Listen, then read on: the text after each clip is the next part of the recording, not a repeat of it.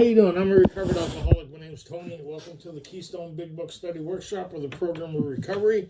Sobriety Day is April 8, 1989. I'm still amazed every time I say that, and so is the people around me. So that's pretty awesome. We got Katie joining us tonight, and all is well. And what do we need for a good meeting there, Katie? Oh, we need God. Yeah, at least I know for sure you prayed once today. So let's do it. God, grant me the serenity to accept the things I cannot change, courage to change the things I can, and the wisdom to know the difference. All right, we're at the exciting part of this process, so there should be a lot less people here. I always find it interesting when you sit in meetings. It sounds like everybody's done the steps. Anybody remember when they're new, you sit there and it sounds like everybody talked about like they've done the process. And then when you get to the part of the process everybody talks about and hasn't done, you don't see them anymore during the study. It's funny. I've been doing workshops now, holy smokes, going over 36 years, and probably Ray would have the same kind of experience. Everybody piles in. When you starting again? When you starting over, right?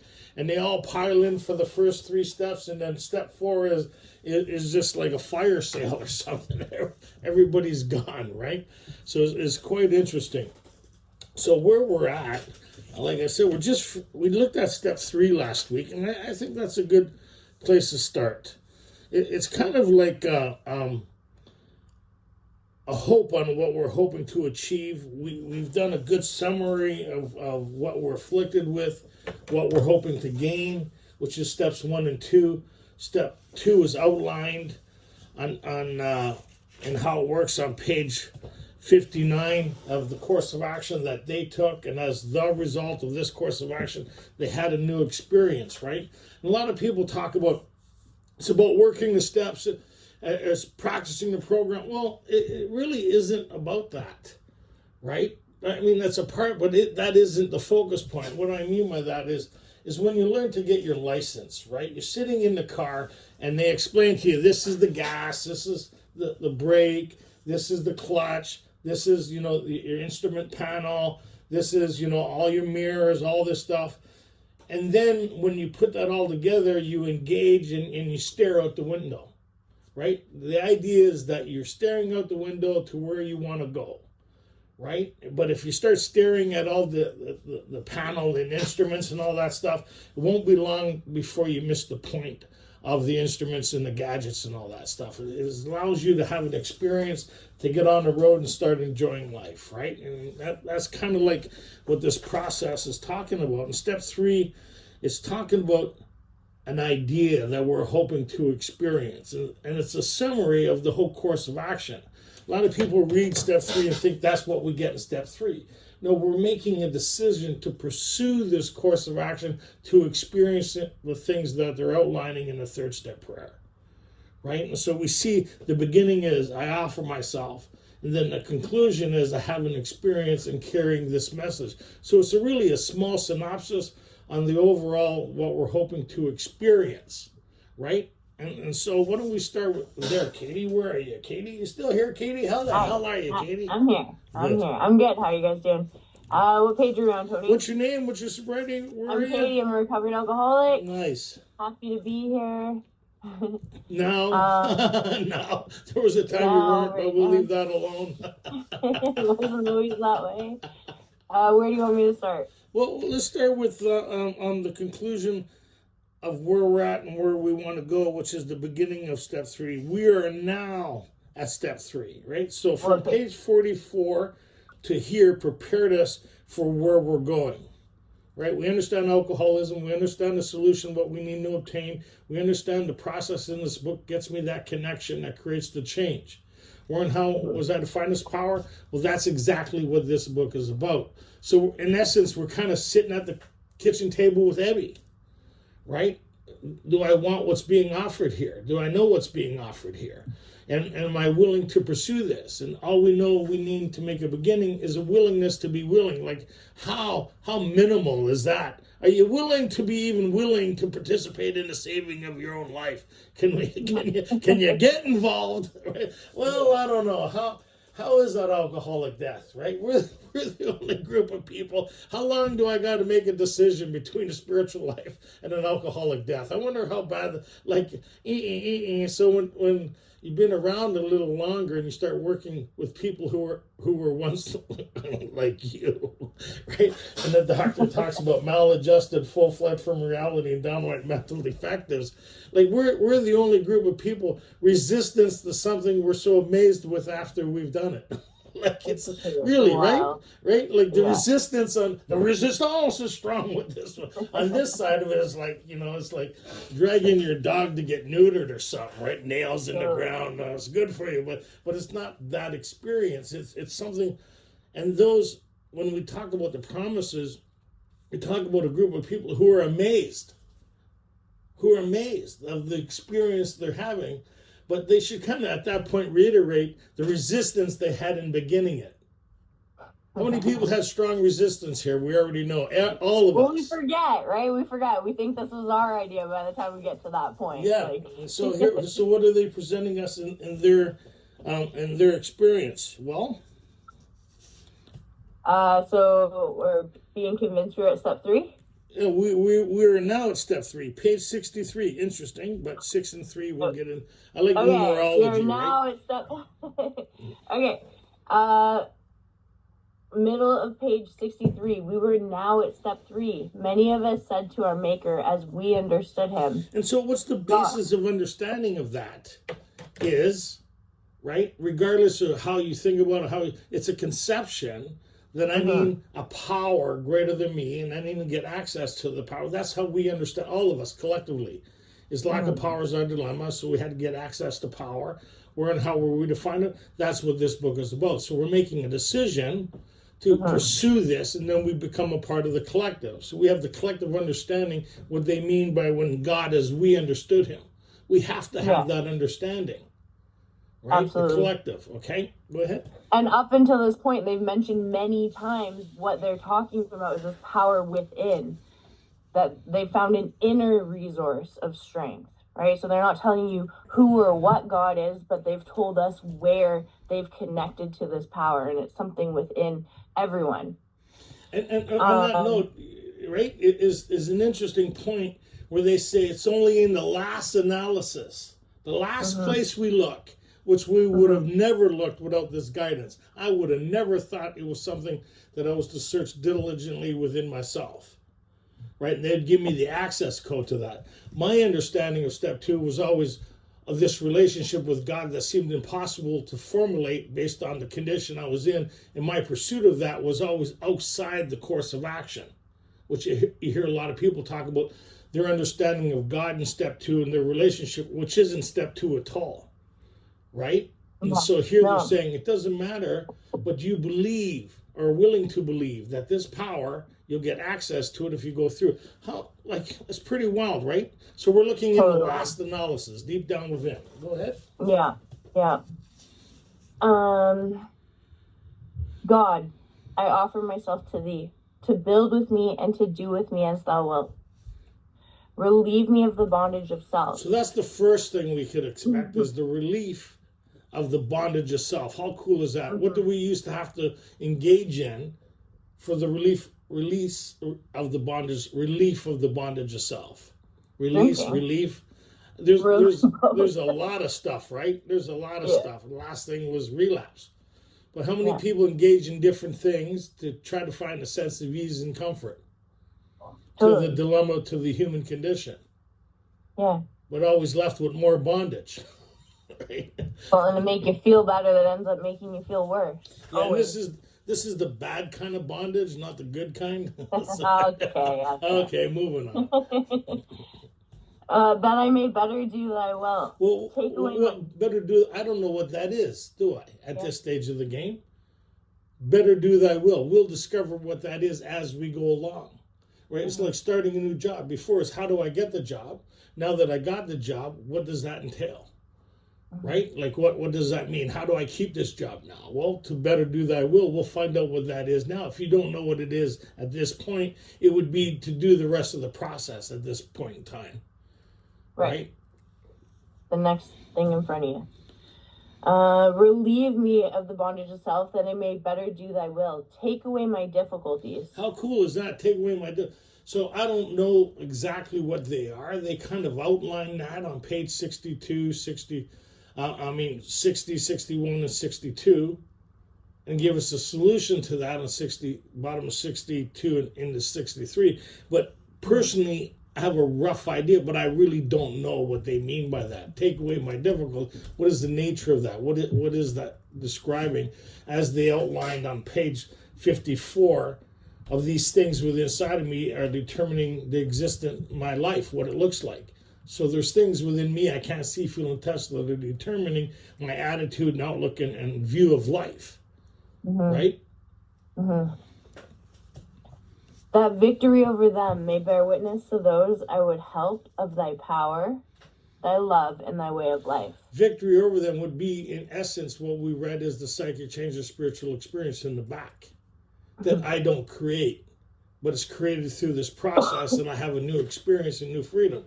These things that are cast to one side, right? I'm no longer afflicted with them on the same level I was entering this thing, right? Yeah. May I do thy will always. So the message is not talking about the steps, which a lot of people, everybody talks about the steps, but that's not the message. The message is getting access to power and having a different experience in my life before. So what I was like, what happened is this transition, this experience through this process, and getting access to power, right? Of thy power. Well, and Ebby talked about that, right? And revised Bill's idea of miracles right then and there. When you talk to us personally or in this group, you hear people who were like you, who are no longer making a rough going out of life.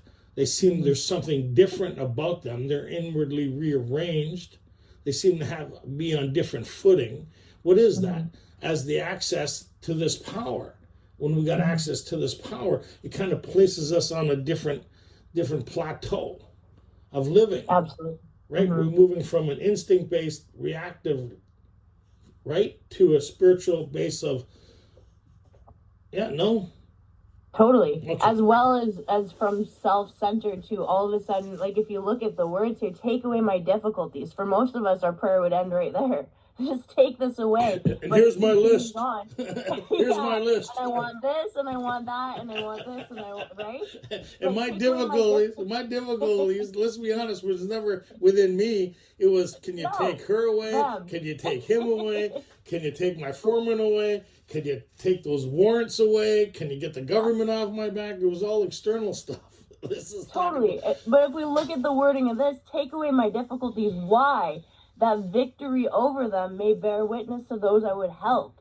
Like, that's not an idea that I had ever thought of myself. That didn't even sound appealing when I first read this, right? Yeah. But something shifts as we go through this, that it becomes less about me, which turns out to be always my problem, and more about helping somebody else. And the best example that the book gives is Bill's story. Eddie comes in, he pushed the drink his way, right? Not mindful of his well-being whatsoever. As he went through this process, he got connected to something where he was to check his newfound thing from the God consciousness within. And then as he lied in the hospital, he thought others might benefit from what was so freely given to him. How is not that a transformation? And what that looks like when we go to meetings, we may be heavy with life. But when we get to the meeting, we realize there's people praying to get to the level that we're complaining about, right? And finding an answer to their dilemma, and then we become refocused for that hour with the new person on carrying this message. And in turn, that lifts us up. Makes no sense whatsoever, but that's it, right? So that would be help with thy power, would be our step 12, right? So the beginning is the idea, the process, and the conclusion. Yes? Yes.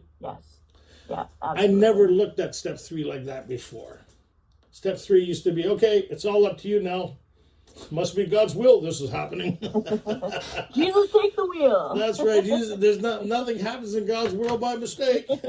Did you do a 4-step yet? No. We'll find out why stuff is happening, and it ain't by mistake. Okay, go ahead. Yeah, pretty cool. Yeah. We thought well before taking the step, making sure we were ready. That we could at last. What do you mean? But we thought well about what we're up against. If I waited to think well, nobody would ever do step 3. Well, I ain't thinking too well. Well, I guess I'll wait. Right? A lot of people think they have to get well before they take the steps, not realizing it's the steps process that gets them connected, that transforms them, that gets them well. If you were well before you took the steps, you'd never do the steps. Totally. Right? Because really, how many people got feeling better and thought, oh, this is it? And mistaken to forgetting better. That's why they said, remember, we deal with alcohol, cutting back, but I'm feeling really good. Yeah? So were you the last time you took a 24-hour chip and the last time before that, right? But and if acceptance was the answer to all our problems, it would be filled in here now, wouldn't it? Yeah.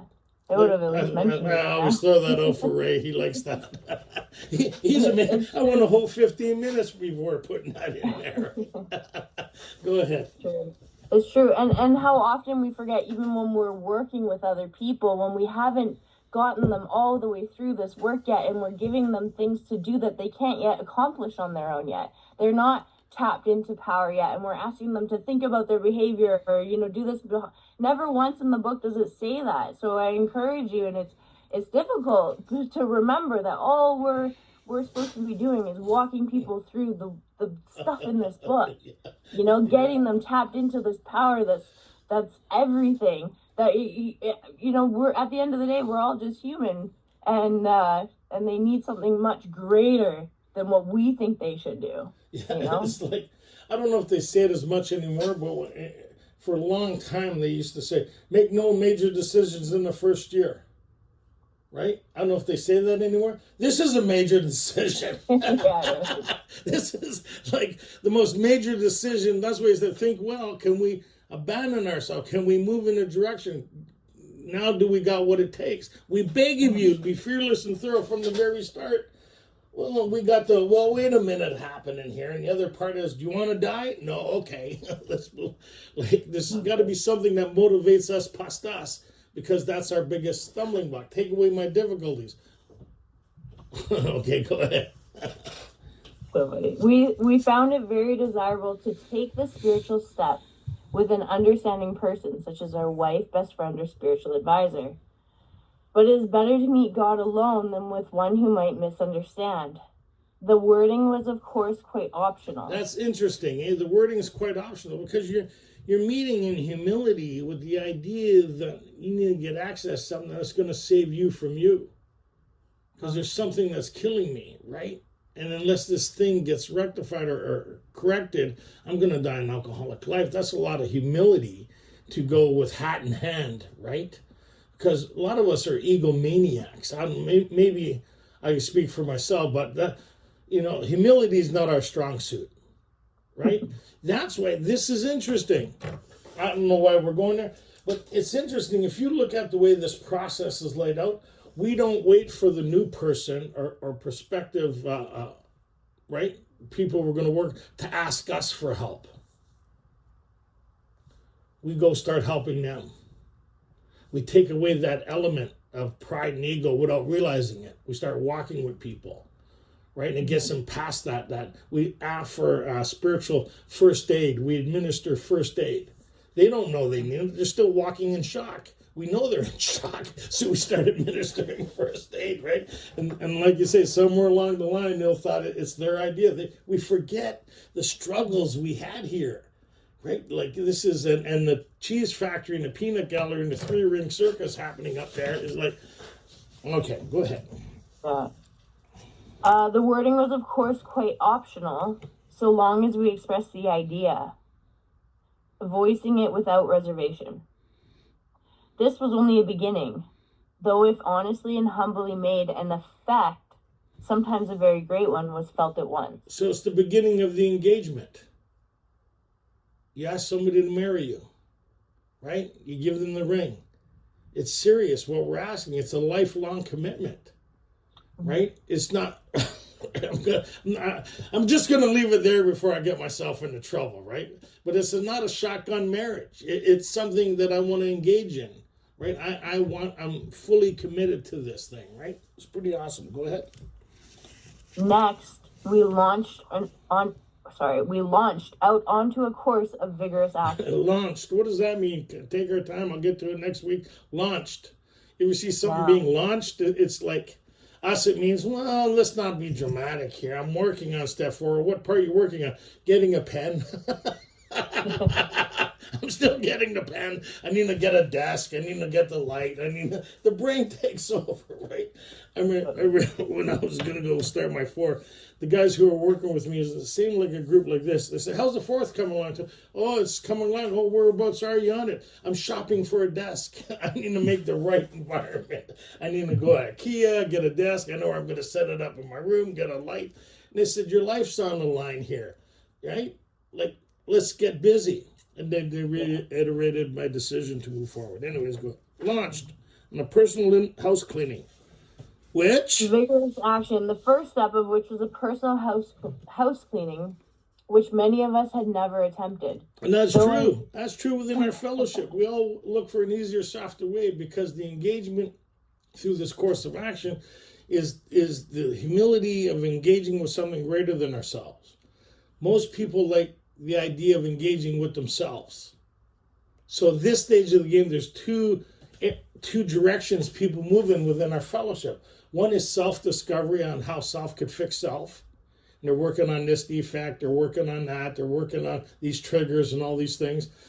And the other is I need to have this connection, right? So these two groups of people are practicing the same, technically same process with two different ideas involved. One is to get connection with something greater than ourselves, and the other thinks is more connection with ourselves. It's about loving me. It's about me. It's about me. First stage recovery, right? Yeah. And then by no fault of their own, too. People, right, you get guided in the wrong direction. You go to enough meetings, you're going to hear wrong information, but it sounds right to you based on what you think. You know, people fall through the cracks. And the basis of that is not being able to overcome the difficulties of self because the needed power isn't there. And they don't know it. And they're talking about their experience as being a crippling one. We talk about our experience as being a free one. Big difference. A lot of people talk about the 4th step, boogeyman. You're not writing down anything you don't know about you. So now you've just tattletaled on you, right? Okay, go ahead. Though our decision was a vital and crucial step, it could have little permanent effect unless at once followed by a strenuous effort to face and to be rid of the things in ourselves which have been blocking us. So there you go. There's an idea, the things that have been blocking us. And then look at the next thing. Our liquor. Our liquor was but a symptom. So we had a symptom to the disease of alcoholism. That is not the main problem, right? It is the main problem, but it's not. We don't address the solution to that. We don't treat that. We have a solution for it. And it's getting access to this power. So if we don't get access to this power, right, then our story remains the same. It's just a matter of time before we relapse again. So our liquor is but a symptom, right, to the idea that we don't have a solution to this thing and no human power could relieve us from it, right? It's still very much a problem. A symptom is a symptom. A symptom will kill you, right? Like, you know, when you have an abscessed tooth, the tooth is rotten, right, but causes the abscess. It's actually the abscess that can kill you, right? The symptom to the abscess, right, to the rotten tooth is the abscess. So alcoholism is the abscess that we can't get rid of. It's just a symptom, but we had to get down to causes and conditions, right? Why lack of power is our dilemma in getting access to power. Does that kind of make sense? Yeah, for sure. And it goes on to answer that, right? So things that are blocking us. So we had to get down to cause and conditions, right? Therefore, Therefore, we started upon a personal inventory. This was step 4. A business which takes no regular inventory usually goes broke. Taking a commercial inventory is a fact-finding and a fact-facing process. It is an effort to discover the truth about the stock in trade. So there we go, fact-facing, fact-finding process. So they're giving us an overlay of this inventory process that we lack, or we don't have the skills of cultivating within ourselves. Because if we did, then we wouldn't need to do it for. We need to be able to see ourselves differently than how we see ourselves. And we need to see about the truth about the stock, these blocks, these things that they talked about, these feelings, these emotions, these things that they talked about on page 54 that determine the existence of our lives, that we can't see. It's below the surface, right? Most people's misery starts within, and it's expressed on their face, right? Are these extravagant promises with not? Well, somebody should inform your face, right? You can't hide miserable. I don't care who you are, right? First thing Bill noticed about Ebby was his eyes. The guy was lit up from the inside out, right? So a lot of people sitting in our fellowship missing my dad, God bless, he was sober and he had a Christian-based life, but he really missed the whole essence of this. He couldn't break the bondage of self, and it was evident with everybody around him but him. He couldn't see how he was the cause of all his problems and how the basis of the relations he formulated were based on confusion rather than harmony. Right? So it was interesting. I used to have a set of a shoe. I met my dad when I was 16. I had a set of shoes by the front door and a set of shoes by the back door. When he came home, the sober guy, anxiety, everybody's still waiting. When he came in, what kind of mood is he in? What kind of condition is he? But when he went to AA, he was like when he went to the bar, different personality than he was with the life around. That, like, if people were to ask, hey, are the promises coming true in your life as the result of promises coming true in your dad's life? We're waiting. We're still waiting. Go ahead. Taking commercial inventory is effort. One object is to disclose damaged or unsaleable goods and get rid of them promptly without regret. If the owner of the business is to be successful, he cannot fool himself about values. And that's interesting, value, how we value things. They talked about that again, page 54, right? This is a summary of what creates our lives, the things we value. It may be different than what the things you value, but the things that really make up my personality is the things I hold true. Value and stuff like that. My inability to see the truth in things, right? Like I have these things behind me. I value all of those things, have value to them. When I look at them, there's a story behind them, right? And in this essence, there's stuff within inside of me. And when I look at life, it triggers, there's that word, it creates a response within me with the value I hold on that, my belief system around that, people, places, and things, right? It's kind of like that. I need to see what is these things inside of me formulating these feelings, ideas, and emotions, right? What's governing this? Why can't I control my emotional nature? Why can't I overcome these things that are crippling me? Why am I always in bondage with me? Why can't I overcome this self-imposed crisis or these emotional deformities that are crippling me, that possess me, that hold me hostage? Why can't I overcome them? That's where we're going to find out, right? Go ahead. Yeah. We did exactly the same thing with our lives. We took stock honestly. First, we searched out the flaws in our makeup which caused our failure. So underline that, because that's going to be the thing in step 6, is the flaws in our makeup that caused our failure. This book is circular. It always comes back to something that was. So if you look at this, it goes back to stuff they were explaining in the doctor's opinion. It goes back to what they're explaining in Bill's story. It goes back to what they were talking about. There is a solution. More about alcoholism, and really covered really well in We Agnostics, the human condition. And they really hammer home the human condition on page 60 to 63, right? And you notice the third step prayer, it didn't say relieve me of my alcoholism on a daily basis, did it? It talked about the human condition, because we can't treat alcoholism, so I need to get access to this power to see how it works in my life And as I see how it works in my life and I get access to it, it removes the very thing that was killing me, the symptom, the alcohol, this condition, right? Alcoholism. It removes it, right? And I'm left with the human component that I apply these spiritual principles to have a different experience. But I need the recipe in this formula, this brain, to develop that. That's why in step 11, it says it becomes a working part of the mind. What does? What we're going to learn in 4 is the foundation for 11. A lot of people get upset when they say that. Well, why would they give us this formula now and our lack of understanding of it? So they're going to show us how to, it's like going on a new job and they all have their way of doing inventory. Here's how we do inventory here. We've been and they show us the formula on how to achieve what they're hoping on, right? So it doesn't cripple the business. They're very, does that kind of make, it's like when you open your fridge. Some things you don't need explained what's no good anymore. Like the science project that used to be celery, it's no longer celery. It becomes very evident. I don't remember that orange being that fuzzy, right? You just know. And you get rid of them without regret. If not, they just pool in the bottom of your, they don't go away and it gets worse. You can't ignore it. You can't keep the door shut. You got to take the whole jar out, empty the soup, and then get rid of all the stuff, clean it out, and put it back. And then what you do is watch for that in the future so it doesn't happen again, right? Does that kind of make sense? It's like letting your dishes pile up to a point where you have to get a rubber glove to get into the bottom to unplug it.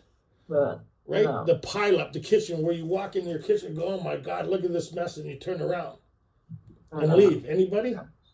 No. Back when you were drinking, you didn't have a kitchen. Sorry, you didn't have a kitchen when you were drinking, right? I didn't even eat when I was drinking. Let's be serious. The mess, right? And then when you buckle down and you get to it and you clean you clean your house, gives you that good feeling, right? Yeah, then the other thing is I could work toward keeping it that way or let it happen again, right? Yeah. There's that glass is formulating a state. Piles up again. I'll get it tomorrow. I got more glasses in the cupboard. We wasn't meant to use all the glasses. Who uses a glass anyways? Back in the bottle. Okay, so we got a rough idea here, right? We did exactly the same thing with our lives. Well, let's see what it says here. Okay. First, we searched out the flaws in our makeup. Which caused our failure. Being convinced that self manifested in various ways. You know what? There's people right now going, I don't wear makeup. Some of us are not well, right? This is where sponsorship comes in. It's like, what did you hear or what did you read there? Could you kind of, how do you interpret that? What do you just want to argue about? That's right. What did you actually hear? Which caused our failure. Being convinced that self manifested in various ways was what had defeated us. So ready? So now they turn the conversation. Remember? Self or self-centered, that is the root of our problems, right? Driven by 100 forms of fear and self-delusion. Self. Yes. There's no way entirely getting rid of self without his aid because our brain knows us better than we do. It disguises itself in us believing stuff that isn't true or hiding things that we need to look at or you know what I mean? We're able to keep things very to this week. What did you do last week? Doesn't matter. This week I'm doing good. Let's look at our whole life. Okay, go ahead. That's what we think we're doing when we're letting it go. Manifested in various ways. How it shows up. Manifested in various ways. How it shows up, right? In various ways. Yeah. Which had what? We considered its common manifestations. Yeah, so hold on. Defeated us. We consider. So they're going to show us how to look at these things within inside of ourselves. That's been happening all along, but your inability to see it mostly is, why is this always happening to me? I can't believe God is doing this to me. Why is always these people conspiring against me? Why can't I ever get, why? Anybody? I can't believe this is always happening to me. Why? Your GPS not working too good. It's going to bring you back to exactly where you're trying to get away from. How many people has ended up in the very same spot they tried to get away from? In fact, same problems, same conditions, same, right? And sometimes worse, because the mechanism in our mind has us repeating what we don't want to repeat. Yeah. It's like when you go in when I was in the Army, they taught you how to read a map and how to get it located to the area you're in, and then they give you a compass. You got to line up the map with the compass and the path you're going to take, and you use those two things to get you out from where you are. Without them, you do a full circle, and you come back to where you are without realizing in the area that you're trying to get away from. We're just guided that way. But alcoholics, when we're in the snow, right, and we're trying to get out from where we are, we don't, and we walk along enough. When we see another footprints, we don't realize there are footprints. We go, oh my God, there's somebody else here. And then we walk some more. Oh my God, there's two of them. I'm going to hurry now, right? And that's how we go through life, right? They're saying, whoa, right? We're going to get, so the book becomes the map, we become the compass, and God becomes true north.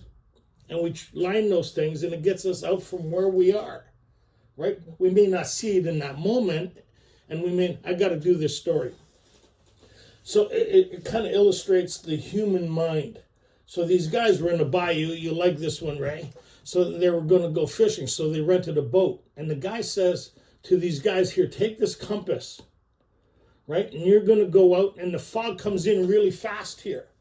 And what you're going to trust is the compass to bring you back. You just need to point this compass north, and it'll bring you back here. You'll see the lighthouse as you get closer to it. You won't be able to see it out where you are.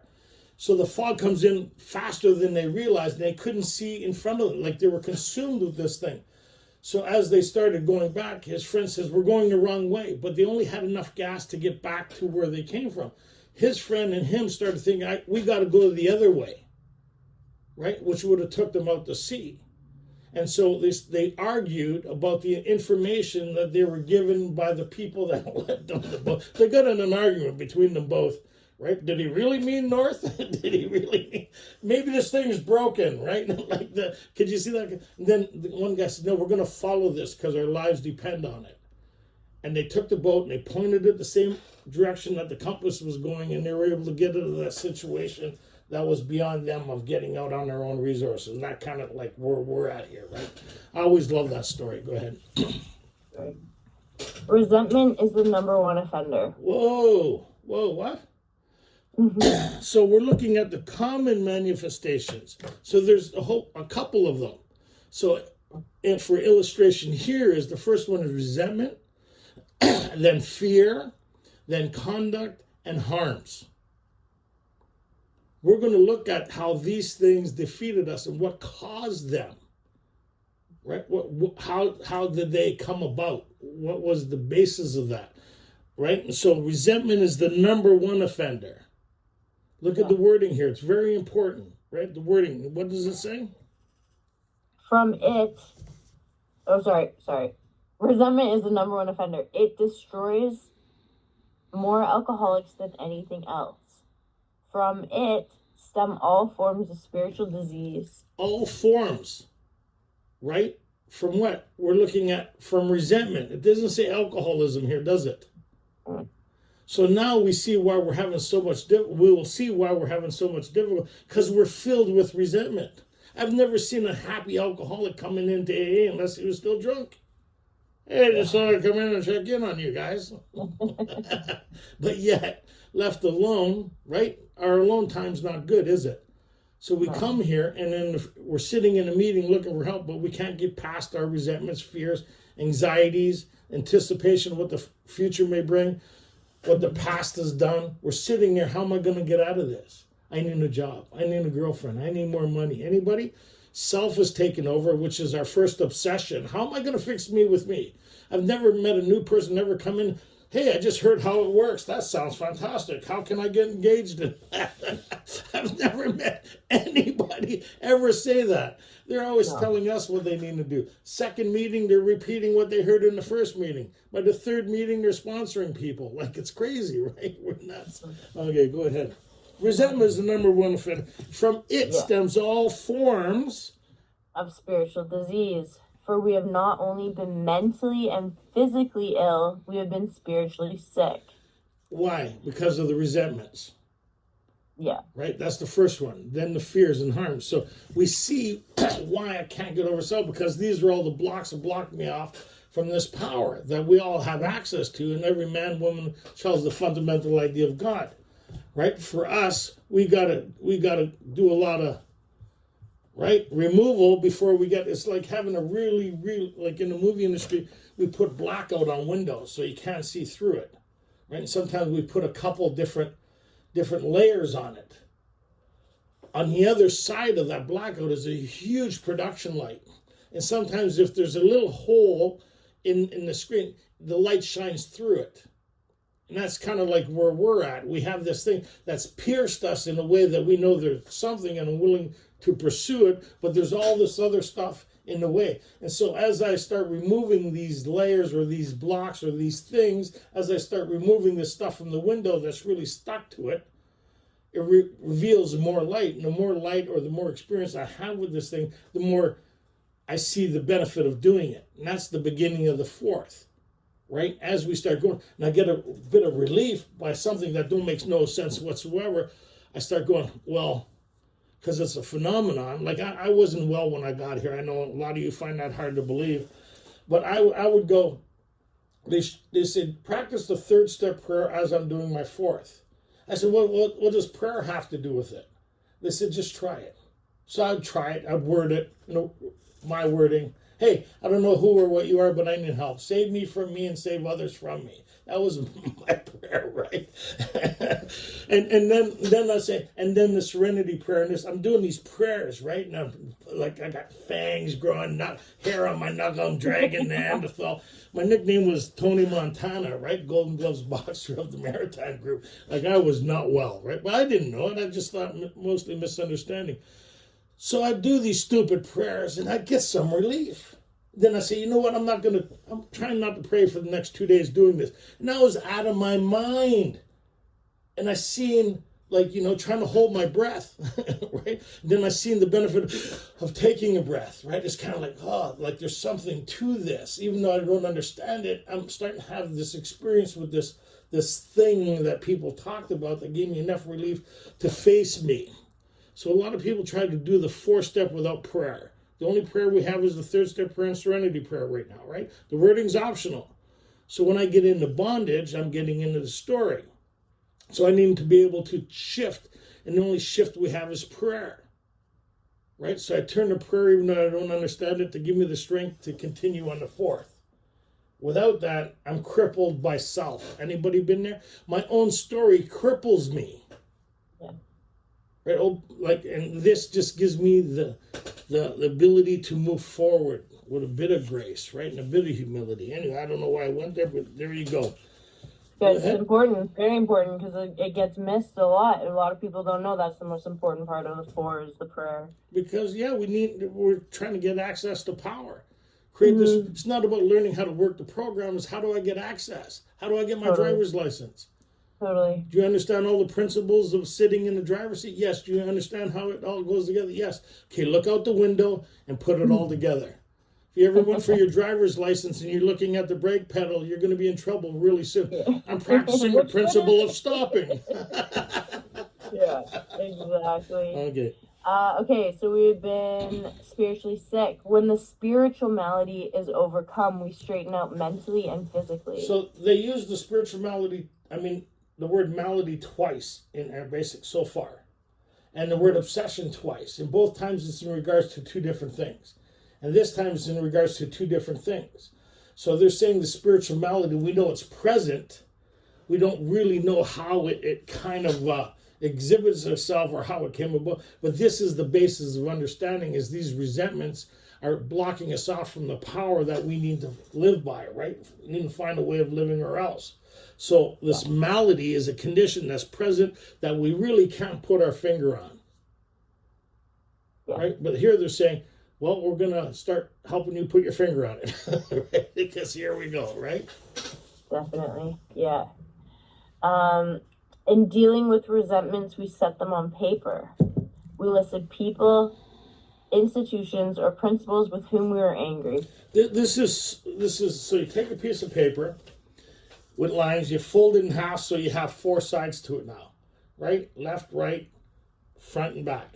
Back, right, the back with two more sides. On the first column, you put all the names of people, places, things that come to mind. No story, just the names. Sit quietly, do the third step prayer. Who am I? And I thought, I'm not resentful at anybody. So my spouse said, how about the people you were angry at, or the people you yet to get even with, or the people you were mad at? Oh, yeah, I've got people. So I didn't understand the full name. I had a list of people still to get even with, or I held ill feeling toward, or right. And then I understood what resentment was: the replaying and refeeling of these things that from when I was a kid, they'd just come back on and possess me. And that story would go into another story, and then it'd create depression and anxiety and right and all that other stuff. Then I'd have to create a diversion from that to get out of that. We'd perpetuate that story over and over and over. So just make a list, right? So the first one was my mom, and then my dad, and then Shirley School, the RCMP, OPP, right? And I just, whatever came to mind. And that was it. If it comes to mind and you start analyzing it, is that what you're supposed to do? Is it worthy of being put on the paper? Right? Have I already dealt? If you've already dealt with it, then it wouldn't come to mind. Yeah. Right? So I put that stuff down, and we'll be resistant to some things, right? Like my sister, I didn't want to put my sister down. For 2 days, I resisted the idea of putting my sister down because there was guilt and shame about me being resentful against my sister without realizing it. So my spouse said, just put her down and move on. I put my sister down, and that unlocked 4 more names, right? And sometimes it'd be stupid stuff, like the guy with the blue cap. I've done inventories before, but never like this. Been through treatment twice. The guy with the blue cap has never come up in any other process that I've done, because I was asking God to reveal the things inside of me that were blocking me. I call them abscesses on my spirit. Right? These abscesses were like the same abscesses that grow in our mouth that could actually have the potential to kill, poisoning of oneself. Right? So the guy with the blue cap came up, and I thought, I just put him down. Right? And as I went through the rest of the inventory, we'll visit that later, how that like dormant in my life since I was 6 years old. It was interesting. All I can remember was the blue cap, but that blue cap would tell me the story around that. So it doesn't matter. I don't have to write the whole story down. All I have to go is back to this piece of paper with these names of people, places. I look at the blue cap, I know the story. I look at the RIO Theater, I know the story. Greyhound Bus, I know the story. I know the story. It's like when you see something or say something, and how many people here, when we've talked about something, it kind of put you in a memory of something in the past, where you got engaged in your own thought and your own ideas or your own story. See how the mind works? Yeah. So when your consciousness reveals something, all it's asking us to do is put it down. Fact-facing process. You open the closet, we don't know, we're not answering why it got there. Right? We're answering, oh, look at this thing. This doesn't belong here. It doesn't go on the paper. No, if it's there, it goes on the inventory process. Does that kind of make sense? Yeah, for sure. How did you find that, Katie? Yeah, definitely. I think that's something you clarified for me, is if it comes to mind, you write it down. What exactly? And we argue. We said, and without realizing what we're doing is you're seeing how you function with basic information in the saving of your own life. Totally. How resistant we are to simple instructions, right? It's a simple program, but let me put it through the filter, right? Yeah. And there's people arguing with what we've said, so I see it. How do you know? Because I was that person arguing with stuff, right? Yeah. But when I went through, okay, so we got the resentments. Now what do we do with them? We share them with another person. No, no, it's not that kind of inventory, okay? Write them down. Then we have the worksheets. If anybody needs help with that, I don't know if anybody posts them anymore, but they're in the Keystone group. And if you go on to YouTube, Tony.R, right, there's talks in there in regards to the 4-step. The worksheets are also on there in regards to the 4-step inventory process. Yeah. Right? Because it's not about writing out this huge story. It's a fact-finding process. That's the thing. When you print these out, you'll find there's not much room for words, because it's not meant to be. The problem is we're so attached to the story that comes along with that resentment, and it's the story that has the energy which drives us. So if you're sitting there and you're writing out, and this is why I'm mad, and then they did this, and then they did, we're not asking for that. It's point form. You know the story, and when you get into the 5, you'll do it, but it's not meant to be a journal entry about why you hate this person and why they did you wrong. Yeah, is it? Are we supposed to refeel that way? We could really dedicate ourselves to the process, refeel and reagonize, and punish ourselves more. It's like, whoa, wait. It's like when somebody wants to argue with you, and you go, wait a minute, I don't want to argue. And that's kind of what we do with ourselves. Wait a minute, I don't want to refeel and relive this. So I can't continue to talk with it. I need a shift, and the shift is the prayer. That's exactly going back to the information, right? Then what does it ask us to do? In dealing with resentments, we set them on paper. We listed people, blah, blah, blah. We asked ourselves why we were angry. Oh, this is a good part. You get to take other people's inventory. Awesome. This is why I'm mad. Those sons of a bitches, right? This is what they did. This is what they did. And we're usually as defined as what they talk about on the next page here, 65. So I'm resentful, Mr. Brown. That was on the one sheet that I transferred to the worksheet. And then, why am I mad? See, his attention to my wife. Told my wife and my mistress, Brown may get my job at the office. Anybody ever see those shirts that round up? Mr. Brown needs his ass kicked. And that's how we feel, right? But we're going past that emotional attachment to just these point blank bullets. Like when you look at the steps on the wall, they're only a point blank of the information behind it. So when you look at step 1 on the wall or in the book, it's just one. We admitted we're powerless over alcohol, that our lives have become unmanageable. Well, all the way from page 44 back explains the problem. That's a lot of information. That's like your 4th step. All you need to do is a little to remind you of the story, and then when you do your 5th, you could engage in the whole thing, right? Go ahead. No, that's good right there. You know what? Yeah. If we can get that kind of established this week, it'd be really good. Why are you angry? So it's your truth. Remember, in how it works, it says we're willing to be rigorous, honest. And it doesn't mean, it's funny, I thought I had to find out what honesty was before. That's not what they're talking about. They're asking me to be honest how I think and feel. What's going on up here? What's going on up here in the Jack Nicholson bus, right? What's happening? Here's Johnny. Like the whole theater thing that happens in my mind that changes my personality on a constant basis. Any transformational people here? That given the situation, a personality shows up for every occasion, right? That's what they're talking about. Right? Or when you ever relive, it's funny, I tell sponsors sometimes, they phone me with a resentment. I said, now go look in the mirror and say the same story, right? You look in the mirror and your face is getting all contorted, like bent out of shape. And as you're watching yourself, a lot of them start laughing, right? You see how something that's not happening in the moment still has the ability to possess you. Bondage. Isn't that interesting? And how one goes into the other. And that's not the point of the exercise. Stop. Right?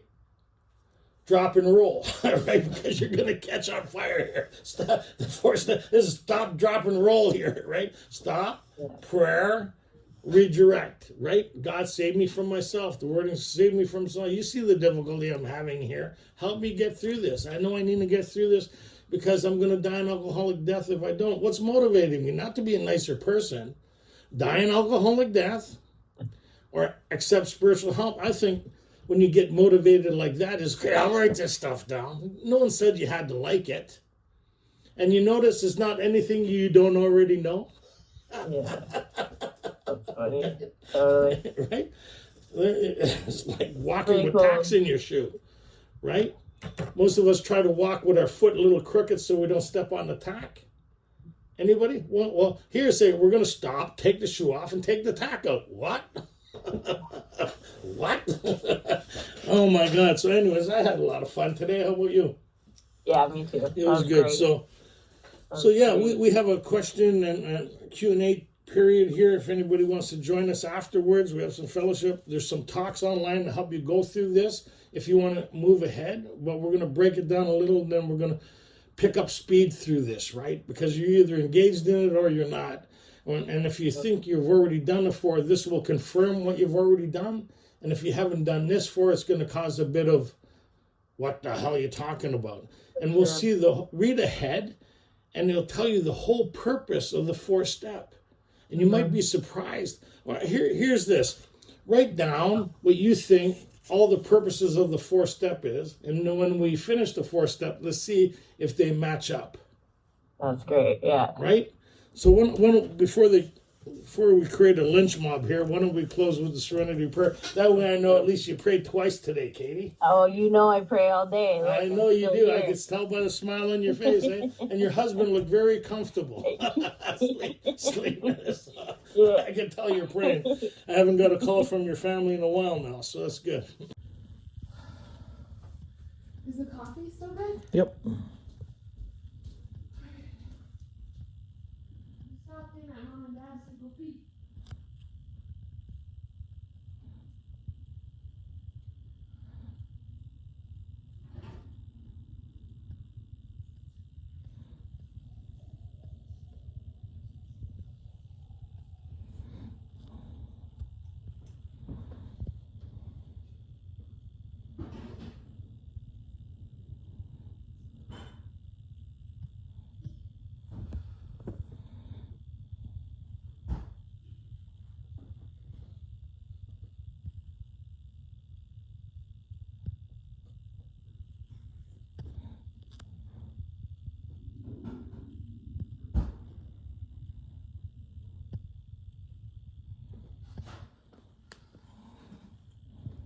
We could kind of turn to 63 where we're moving into the idea which we just talked about. We just went over the 3rd-step prayer, and we're going to reiterate where we left off, which on 67, I was just laughing with Ray and the guys earlier. I opened my big book to the 4-step part, and there's one of those zap straps or whatever that you tie people. We're going to do your 4th. Put your wrist in there.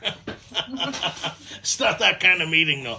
Anyways, so we're covering the basis and the hope of what we're trying to achieve. So it's interesting if you ask people, what's the purpose of the steps? You get a lot of different ideas, but there's the main purpose, and then there's a lot of things that allow that to happen, right? So the main purpose is to formulate a relationship with a power greater than ourselves where you can have your experience with what we're talking about, right? Because knowledge won't bring you about the solution, but you need the knowledge to get you through it, right? Unless you have your own experience with this thing, which is much different than the knowledge of this thing.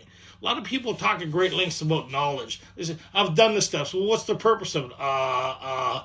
To get to know yourself better, to find out for triggers, to find out this, so I could, be a better partner, whatever. Hopefully that's some of the outcome, but that's not the purpose. The purpose is, unless I have this psychic change or spiritual experience, I'm going to die an alcoholic death. I think that's pretty motivating. Anybody motivated by that idea, right? People used to tell me, do the steps to be a nicer person. I thought, I am a nice person. I didn't think there was anything wrong. So here, I just kind of did a prayer and a pause there. So what we're getting a good indication of is on page 62. Why don't we kind of look at that? We just finished the resentment process, right? And we should have a good indication of where we're at here on 62. Selfish, self-centered. Selfishness, self-centeredness, top of the page, 2nd paragraph. Selfishness, self-centeredness. That's what we think is the root of our troubles. Driven by 100 forms of fear, self-delusion, self-seeking, and self-pity. We step on the toes of our fellows and they retaliate. Sometimes they hurt us. seemingly without provocation. So we're seeing that in our fourth now. And we're seeing like who set the ball rolling. We're going to see who set the ball rolling here, but we have a good indication why we're carrying this stuff now and what our basic instincts are that got interfered with that has me carrying this hurt or this energy or whatever we want to define it as, right? So our troubles, we think, are basically of our own making. They arise out of ourselves, and the alcoholic is the extreme example of self-will run riot. So now through the fourth step, right? And that's worth reading. You might as well finish that off, right? Our national anthem is what? Wasn't me. Though we don't think so. No. Right? But try to get them to see it, which is impossible. Like I was talking about that today at a meeting. It was on how everybody talks about how they're able to change themselves. I said, I didn't have that ability. I said, I was trying to live like you people were talking and formulate, but I was unable to do so because I couldn't get past my own thinking. I couldn't get past my understanding of life and my experience with it. So, so now where we're over here, this is the fun part. Over on 67, they talk about, we see people and how they disturbed us. And we see too that they were disturbed. They, like ourselves, right? You notice it didn't say they, like ourselves, were alcoholic. That question is long done a while ago. We need to have this psychic change of spiritual experience. Otherwise, the insanity of the first street keeps returning because the malady is still present. Once I have a psychic change of spiritual experience, this problem's removed, and then I enter a daily reprieve. The daily reprieve comes after the psychic change of spiritual experience. That's why there's warnings about this all the way through. The main object is to get through this, to have this change. Having had a spiritual awakening as the result of these steps. Then it goes into the principles, right? So the formula that we're learning in 4 will carry on into 11. This is the foundation for step 11, where they talk about it becomes a working part of the mind. What becomes a working part of the mind? What we're doing here. Without realizing it, we're learning how to meditate. We're learning how to pause. We're learning how to apply prayer. We're learning how to see where this stuff, these disturbances are a derivative of one of my basic instincts being interfered with, having to do with something in the future, having something to do with the past, or something I'm unable to deal with in the present. And how the mind takes over. So what this is kind of showing us as we read is the ability to step back from what's happening in my life and be an observer. Control my thinking through prayer, through breathing, kind of getting rid of the anxiety, getting rid of this stuff where the mind wants to race, right? And here they're saying we're going to avoid retaliation and argument. Well, where do most of us retaliate an argument first? Where does that happen? Up here. Then we involve other people, yes? Of course. And sometimes they need like 15 minutes to get caught up to where we've already spent most of the day. Right? Yeah. So let's see here. So we ask, let's start though. Though we did not like their symptoms, it's interesting. I'm just going to get this. You hear people say, we're not looking for our part. Yes, we are. We're looking for our part. How did we get in this? How is this still happening? What did I do to add to this situation? Right? Because there's a lot of situations. I've stepped in some stuff, right? I've seen it and I stepped in it. Nobody here, though, I know, right? Like, like I've created a lot of chaos in my life that I invited. I know it's hard to believe, but I mean, it was always not the miracle of mental health you see today. Okay, go ahead. Though we did not like their symptoms and the way these disturbed us, they, like ourselves, were sick too. So we're looking at these people differently. We've seen what our conduct has done to other people and ourselves. Now we're getting to see how other people's conduct based on self, how it involved us, yes? And it would involve anybody in that situation, right? Go ahead. We ask God to help us show them the same tolerance, pity, and patience that we would cheerfully grant a sick friend. In order to do that, you need to look at it differently. That's where the serenity prayer really covers it. God, grant me the serenity to accept the things I cannot change, courage to change the things I can, and the wisdom to know the difference, to be able to assess what's happening here. So even though I may not be able to change what was happening, like with my stepfather here, when that situation would arise in me, even though I didn't see him for years, he died years ago, but I was still carrying him. Every time I thought of him, there was a certain story that went with him, the narration of that story. Anybody? And I just learned how to punish him a lot different ways, right? I've already tried that way. I haven't tried this way yet. Right? And so, and what it would do is create such a disturbance in me that I thought was pleasurable because I was making him pay, when in turn it was making me pay. Yeah. Right? So here, when he came up, when Peter came up, this is something I found very helpful. I had to take an inventory to see why I was the way I am. In working with others, there's a principle that talks about find out all you can about them to see how you would approach the principle of understanding. So when I looked at my stepfather's story, I thought, oh my God, no wonder he is the way he is. And he can't help doing what he did or how he treated me. He was the meanest man I ever met in my life. He was an atheist. He came from the Second World War, right? And how he got into this country and the story he lived under that regime and the things he had to do. And his comforter was alcohol, and he'd grind his teeth and he'd just be so angry and full of pain. And so when I revisit those moments growing up, I thought, I started having a bit of pity for him. I thought, man, and he came here to try to do the best he could. He married my mom, trying to do the best he could. And he tried to do the best by taking on 2 kids, right? One with a grave emotional and mental disorders, but I don't talk about my sister that way anymore. So, so when I started looking at him different, so when these things cropped up with the argument, I paused, I stopped, said, no, I got to look at him differently. And as I started looking at him differently, I stopped carrying him, which was really cool, but it took time. And that's where the rest of the process comes in also when we get into 6 and 7. And the development in 11 is the same process, but expanded to find more freedom, right? So go ahead. Did you want to add to that, or? Oh, that nailed it. That's it. And yeah. When a person offended, we said to ourselves, this is a sick man. How can I be helpful to him? God save me from being angry, thy will be done.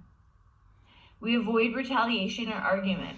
Sometimes, how can I be helpful? Is by not phoning them and letting them know what I think about them. Or driving by their house and setting a paper bag on fire without, what's in it, and, making them pay. We like making people pay, don't we? The checks always do, and the checks do today, right? Go ahead. You betcha. Yeah. We wouldn't treat sick people that way. If we do, we destroy all chance of being helpful. We cannot be helpful to all people, but at least God will show us how to take a kindly and tolerant view of each and every one. Kind and tolerant view, meaning taking care of what happens in my mind and in my emotions before I even involve them. Because as we look at our lives, where does the disturbance seem to continue and develop? Within inside of ourselves, first mentally, then emotionally, then we carry the stuff emotionally, what affects us mentally. It's like a double-edged sword, like these festering energy cysts on our soul, right? And what are we looking for? The blocks that block us off from this power. So, but I had to be free of this stuff, and some of this stuff is just like you ever look at a pressure cooker? It has a release valve. That's what this is kind of like. Shh, pushing that valve, which is prayer, to step back from it. The art is stepping back, right? Which is what we're trying to achieve. What is the experience we're trying to have here? Well, we just read about that. God, relieve me of the bondage of self. Take away my difficulties. That victory over them. We're in that process. I see what my difficulties are. I see what the bondage is. Right now I'm looking for the victory over these things, right? Where I'm no longer having the same experience before doing these things as I want to be free of this stuff. Anybody? Yes? Yeah. Because it's fatal. When harboring such feelings, we shut ourselves off from the Son and the Spirit, and the insanity returns. What's motivating me? Well, do you want to save your face or your ass? I like to save both. Well, then good, do this process. But you know what I mean? Okay, drop, tuck, and roll if you're on fire, right? Go ahead. Yeah. Referring to our list again. Putting out of our minds the wrongs others had done. Right there. Putting the wrong, what others have done. What are we going to do? We're going to look for our part. People lose their shit. Well, it's not about our part, right? Well, we're not victims here. The whole world, we get into these circumstances, some caused by other people, some caused by us. But how do we participate in our own demise? So here is can you participate in the saving of your own life? Well, I don't know. I like carrying some of this stuff. It gives me a warm, fuzzy feeling when I live in it. Right? Rationalize why my life looks the way it is. And if I stop blaming them, who's left? Oh, the page previous to that, to the precise extent that we permit these things. I don't know. No wonder people don't like doing this fourth. That's why they start, which many of us never attempted. We don't like this idea of doing the fourth. Who likes it?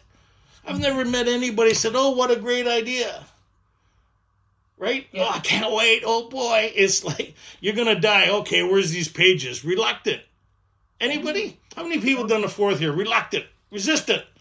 And then after you've done it, you talk like it was your idea to go through it. Oh, well, I made this decision. I went through it, and it was a warm, fuzzy feeling going through it. I was so happy. My life is so great. But we don't talk about the resistance to the whole process that we have, do we? No. And that's why it talks about strenuous work with others. When you work with newcomers, you see the resistance to happy, joyous, and free, don't you? You see how they're talking themselves out of this thing that's amazing on this side, but you can't see it on the other side, and we're the only ones that can guide you through it. Can you get through this? I don't know. I got to get a desk first. Maybe this is pretty drastic. I got work to do. I've been busy this last week. Okay, go ahead. Though the situation had not been entirely our fault, we tried to disregard the other person involved entirely. Okay, that's enough of this fourth step. We'll stop that right here. Yeah. Okay, go ahead. Where were we to blame? The inventory was ours, not the other man's. When we saw our faults, we listed them. We placed them before us in black and white. We admitted our wrongs honestly and were willing to set these matters straight. And what are those things? Is the derivative of our instinct, right? Mm-hmm. Selfish, inconsiderate, fearful. And that's based on our instinct. That's like when you have a rotten tooth, right? You don't know what's wrong. The pain makes you aware that there's something wrong with the tooth. Mm-hmm. If you didn't have the pain, you wouldn't know that there's something wrong with the tooth that's causing our demise, which would cause an abscess, yes? Abscesses and the pain are symptoms of an underlying problem. What's the underlying problem? Is self-directed life, self-will, based on instincts, right? Social ambition, security. I can't see those things, but I can see the derivative of them. Conflict with people, places, then conflict at work. Why? Security, ambitions, conflict with my partner. Why? Money, property, prestige. Anybody? Mm-hmm. They're not doing what I want based on what? Fear of finance, fear of this, fear of that, right? Mm-hmm. How they're interfering with my ideas of this relationship by not doing what I think they should be doing. I know nobody has that problem here. It's just me, right? Yeah. The over-concentration of the people around me instead of the concentration of why is this, like, the wife's going through a couple things. Years ago, I would have took that stuff on. Mm-hmm. I seen what was going on based on her instincts. So I just walked up and gave her a hug.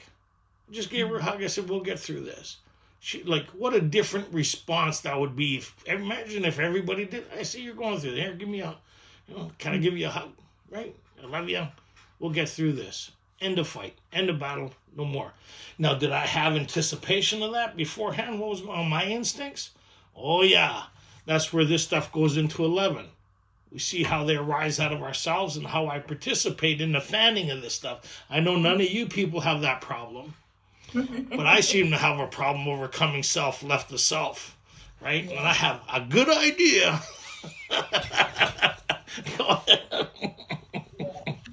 Okay.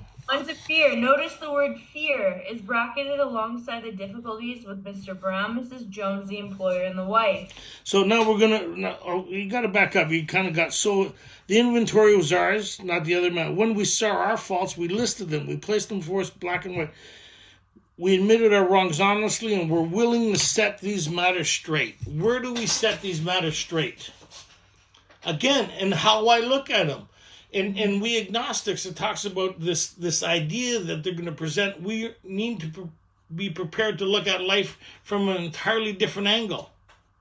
I need a different point of view, they talk about. Because if I'm left just with my point of view, then I can't see things differently. So in order to see things differently, I need to step back and look at the map. What's being presented here? How can I see this situation differently? Right? How can I pause?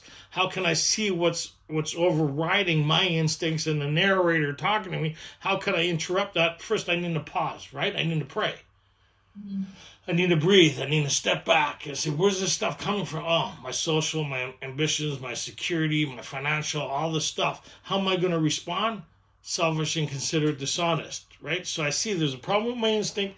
How I know that is these symptoms. What are the symptoms? They are not the problem. Somewhere along the line, we start calling it the problem. The selfishness, inconsideration is symptoms of the underlying problem. Because you hear people say, oh, do the opposite. Well, you're still full of fear and self-delusion. Even though you're acting nice, the problem isn't taken care of. That's like having that toothache and squishing a Tylenol in there and biting it so it numbs the nerve, but the problem's still there. Oh, but I don't feel it. It's like people sitting in a meeting. I haven't thought about drinking for a while. See ya. Right? Because they don't know what they're dealing with. When you look at the underlying part, it makes more sense. So here we've got that recipe. Why am I disturbed? Why am I acting the way I'm acting? Why am I creating these diversions? So now we're going to get into the second part. So the first part of the recipe in the common manifestations of self is resentment. And what they're hoping us, the exercise to learn here, is how to master resentment. To take that energy, repackage it, move it in a different direction toward my betterment instead of my demise. Right? So we're learning how to master resentment. That's the first part. The second part in the common manifestations that they talk about on page 64 in regards to the spiritual condition is fear. So now we're going to start on the second part of the inventory process. Notice the word fear. Notice the word fear is bracketed alongside the difficulties with Mr. Brown, Mrs. Jones, the employer, and the wife. This short word somehow touches about every aspect of our lives. So if you look on page 65, we see affects my, right, sex relations, self-esteem, right, and see fear. So the energy that's behind the instinct being interfered with, so the underlying is a primary, this human thing that we have, right, instinct-based living. It used to really be beneficial to us, and it stopped being beneficial to us when it starts running our life at this day and age. Like here, you don't have to worry about, stepping out of your house and a dinosaur eating you, right?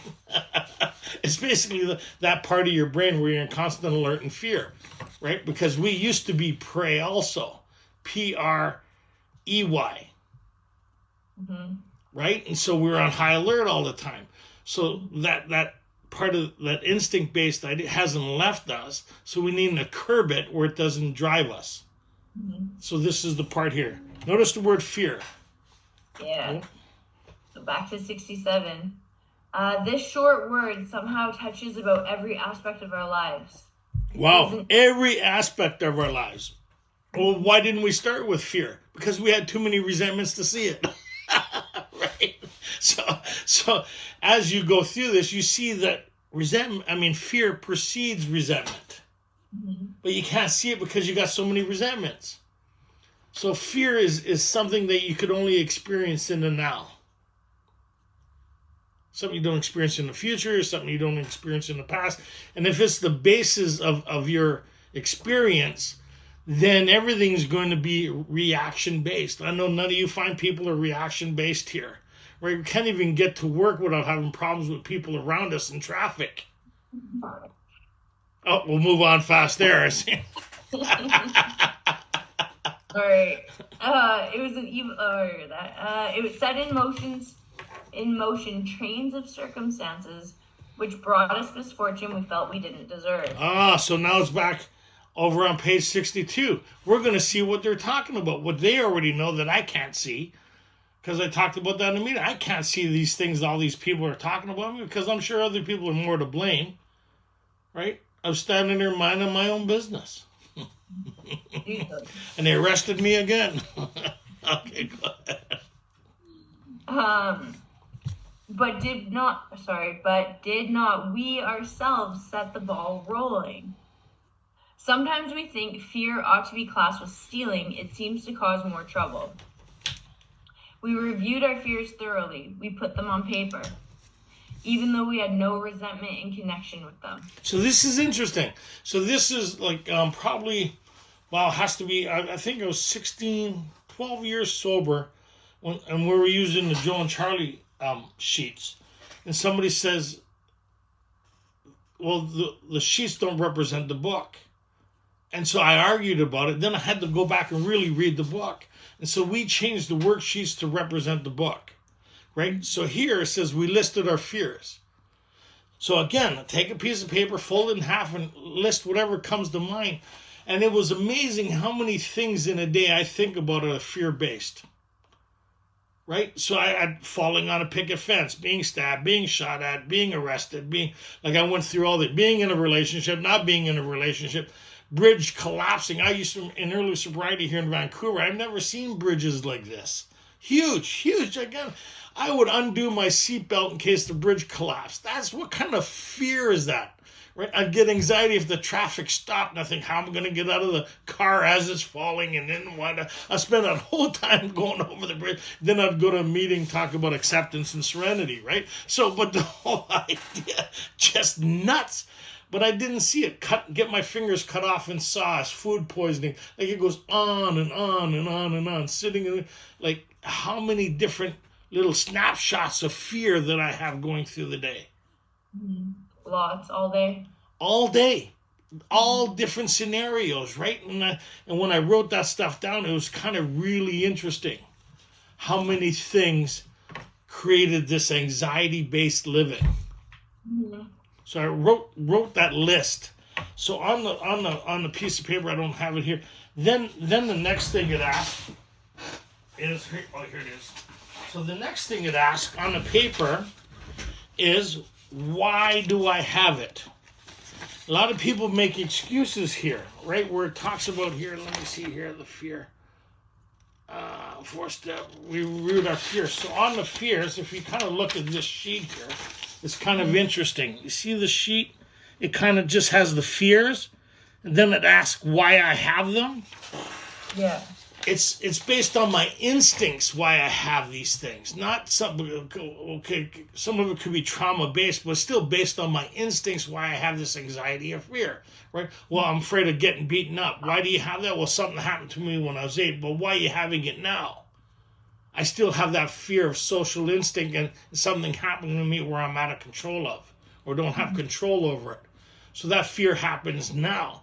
The resentment is previous to that when it happened then, but why do you have it now? Because I'm afraid it's happening again. That creates the fear based on my instincts, my social, my ambition, and my security, right? When people talk, when I start seeing they're getting excited in their emotions, I start getting anxiety. Why is that? Well, that's trauma-based from my life.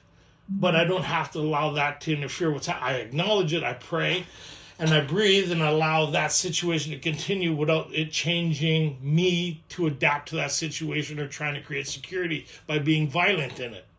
Which getting the upper hand, right? Like if you come from that anxiety-based background, you see you keep on creating that story today with the people. So you're reacting to yesterday's story today by reacting what happened back then by trying to control it. And the other person's totally unaware of it. So I'm not acting today, as weird as that may seem, today's situation. The person's getting yesterday's situation into a scenario that I believe is happening now. Does that kind of make any sense? So when I'm able to see how these situations change me energy-wise, fight or flight or anxiety or the shallow breathing, I'm able to say, okay, I see where this stuff comes from. Okay, go ahead. Yeah, good. Yeah.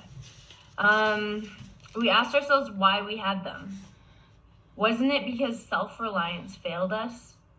Self-reliance was good as far as it went, but it didn't go far enough.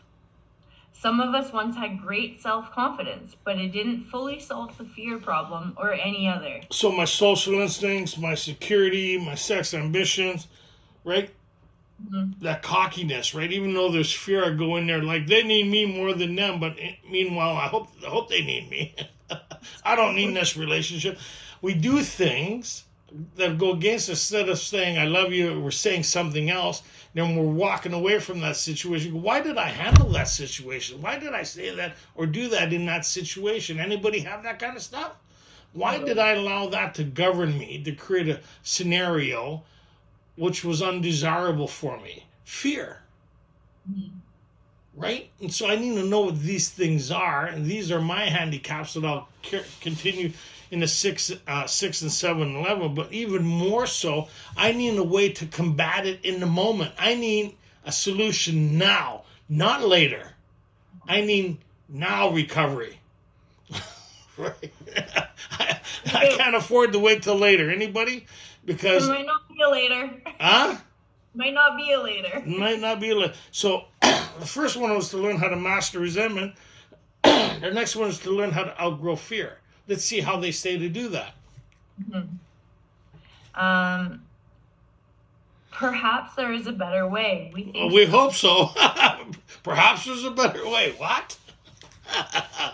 For we are now on a different basis. When? Now. Now. So this experience is starting when? Now. It's not later. I can't afford to wait till later. May you find him now. It's all about now. Because why can't we afford to wait? Because we deal with alcohol, cunning, baffling, and powerful.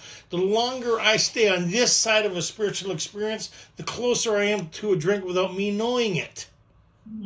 Right? So I need to find a sense of ease and comfort that doesn't involve something outside of me. I need to find this thing that's deep down within, that when a safe harbor, right, this thing within me that anchors me, right, this thing, this intuitive, this thing, whatever you want to call it, we call it God consciousness, right? We kind of looked at that, we agnostics, perhaps there's a better way, we think so. So let's look at how they rehome on this thing that's within us, that has us within its means to create change by accessing it. So we are now on a different basis, the basis of trusting and relying upon God. We trust infinite God rather than our finite selves. We are in the world to play the role he assigns. So which is really cool, right? Next time you're at a discussion meeting, ask what God's will for us is. Then you see those who understand and don't understand. Well, is to play the role he assigns. What? He is the Father. Remember they talked about that on page 62, 63. Most good ideas are simple. He is the Father, we're his children. He is the agent, right? He's the principal. These ideas of formulating a new game plan. But in order to formulate a new game plan, I need to involve something else other than me. And that's getting the access to this power. I can do the steps all I want, but if I don't have access to the power that creates change, then it's a delusional. Like then I have a soother sobriety. Because it doesn't really change nothing, but I'm acting like I've changed. Right? I create diversions. I create these things. And then what happens is I have an even bigger blowout with people, places, and things. And then the insanity returns when harboring such feeling. So this thing they're talking about here is present now, that I can start applying from here forward. As I do this list, as this anxiety, as these things come up, I could pause and like whatever the prayer is, help is a good one. Help. Mine used to be, dear God, I'd be in a meeting and I'd be like, I want to tell them all what I'm thinking about them. And the other part, my sponsor said, it's none of their business what you're thinking about them. I thought it used to be, right? I used to sit there and pray, God, save me from me and save them from me. That would be my prayer. God, save me from me and save them from me as I go through the day, right? Then now I got the serenity prayer. I got the third step prayer. I got the harms prayer. A lot of prayer happening here, right? To get me in the ability to start shifting my focus by stepping back from the attachment. So this is important. Go ahead. We're in the world to play the role he assigns, just to the extent that we do as we think he would have us and humbly rely on him. Does he enable us to match calamity with serenity? Wow, that's heavy. Did you want to touch on that one, to match calamity with serenity? Yeah, it's big. It's, if we're constantly run by fear and don't have any other way of navigating that situation, if it's stealing the time, the moment, every moment is fear, we're now replacing that. We're getting out of that. We had no solution to that fear cycle before, and now we have this prayer, this clutch, this disengagement of that engine, that constant drive, and allowing for something different to take place, So instead of continuing to be stuck in the story, I pause, I pray, I ask for help. Just to the extent we do is he enables us to match calamity, so that noise in our mind, that constant chatter, with serenity. And how do I do that? By being present, by being in the moment. How do I do God's will for me? I get present. I can't do God's will in the future, in the past, but in the moment where I connect to God, I'm inspired. I can, do the next right thing. I can act accordingly. I can feel, the next move. Yeah, and if you're trusting and relying on God, do you need to see the big picture or just the picture you're presented with? Just the now. Most of us are looking for a neon sign, right? What's God's will for me? Right? And sometimes it's so simple. I phoned my sponsor as I was doing this crazy. Like, you know what I hated about the Ford, not realizing it? I got to see how crazy I was. How far my cheese and cracker were from the same plate. Like, I was nuts. But I didn't know it. I thought a little management problems, but other than that, but nuts. I mean, like totally driven nuts, right? There's one, oh my God, I used to have night tremors. And I was living with a bunch of people in recovery, and they used to lock their doors because I'd walk and check all the doors at night in my sleep, right? Deep trauma, right? So I didn't know I did that. They told me, "Did you realize you?" I said, "No, I didn't." So they all started locking their doors, right? So this one, I was in the bed. They heard all this noise, like it was brutal, right? And then I come upstairs. They go, "What the hell?" And I got leaves on me, and I light up a smoke. I was smoking back then. I said, "I don't think the plant's gonna make it." So it was on the table, and I didn't know, and I just destroyed the place thinking someone was trying to get me. And so that's fear-based ideas. Like, and these guys just look at me and say, "We're going to keep our door closed. It's all right." But what I'm saying is the willingness to continue to do this, I no longer do that anymore. Like, I'm free of all that trauma and all that stuff that used to own me, right? Totally. And so it's really cool. So when they talk about here, we trust God rather than our finite self. That goes back to, again, the idea. Here's the principle where it's like if I'm lost somewhere in the middle of nowhere and somebody shows up as guides to get me out from where I am, right? I don't have to know how to get out of there. They have the GPS, and the map and the road, how to get out of. My job is to stay close to them and follow them out. Mm-hmm.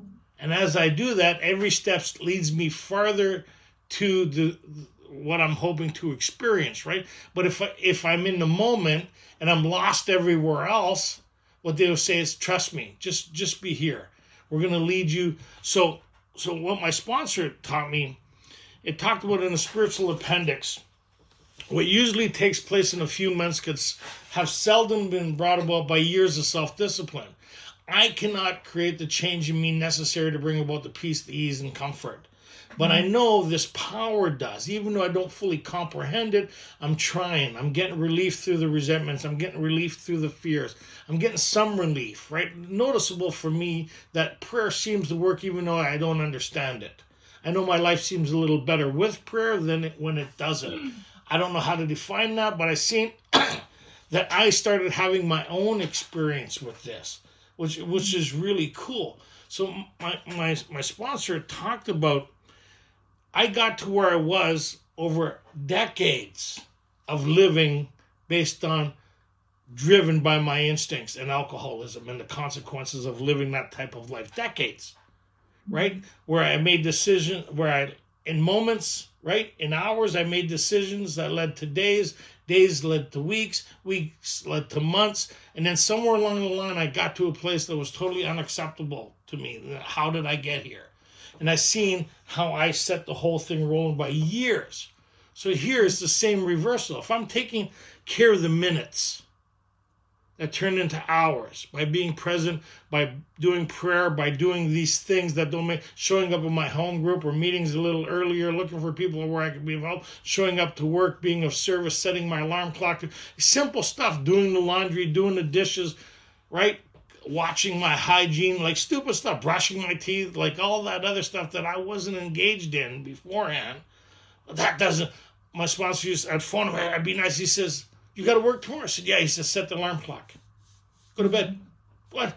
Or he'd go, have you done the dishes yet? How do you know? He said, go do dishes, hang up on me. He said, have you washed your face? I found him all crazy. He says, go wash your face with cold water and hang up on me. All those things brought me back to the moment. I don't know how that's going to help. Be at work. How many people's left work because they're financially insecure? Totally. I'm having financial problems. I got to go home and lie down and think about this thing. Yeah. Can't go to work. I gotta think I about can't go to work because working. I'm financially having problems. Big problems. Yeah, so my sponsor said, if you were an employee that was present, right, and put an hour's work for an hour's pay, what would your life start looking like? If you were present at your job. But I have these things coming in the future. When? In the future. So then ask God for the strength to handle them then and acknowledge that they're not happening now. That's powerful stuff. Powerful. Because I had problems, man. When I got sober, I was looking at a lot of penitentiary time. I was looking at some serious problems. People weren't talking to me. I wasn't getting invited anywhere. I was getting barred from restaurants sober. I know it's hard to believe looking at me today, but I'm not the fine specimen of a human being you see before you, the miracle of mental health. I had problems, man. When the drink went away, I showed up. Me and the wife laugh about that every once in a while. Every once in a while, Tony shows up based on his instincts. I talked about something and she goes, oh, Tony showed up. I said, yeah, I'm dialing God up now, right? The dial up, right? And that's what they're saying here. Acknowledge. Right, so let's look at, have they showed us a prayer yet? No, they showed us an idea. So let's see where the prayer is. We're getting there. We never apologize to anyone for depending upon our Creator. Yeah, so stop doing that. People say, I'm going to talk about, why would you be sorry talking about the very thing that gave you a life beyond anything you could ever imagine? It's like walking in, hey, this is my friend Bob who saved my life. I'm sorry, I have to introduce him. Hey, this is my buddy Bob. The guy saved my life, right? The guy pulled me from a burning car, right? What a great guy. Would I ever be apologetic for introducing him to my friends? Why would I do that with a power greater than, the new person? Don't worry about the new person. Don't worry about them. They're not even listening. Okay, go ahead. We can laugh at those who think spirituality is the way of weakness. Paradoxically, it is the way of strength. The verdict of the ages is that faith means courage. All men of faith have courage. They trust their God. We never apologize for God. Yep. Instead, we let him demonstrate through us what he can do. So that's interesting. Although it demonstrates through us. We're channels, right? Mm-hmm. Right? Conduits of something greater than ourselves, right? In the back of the book, it says, see to it that your relationship is right, and all remarkable things will follow. It's like when you were in despair and you talked to somebody who had some hope for you, was willing to work, did it change your internal energy in that moment? And same when you go to a meeting in despair, full of calamity, and then you talk to a new person that's even worse off than you, and they feel hopeful to get to where you're complaining about, right? Doesn't that give you a bit of serenity? It makes you forget about everything. Bill talked about that in his story.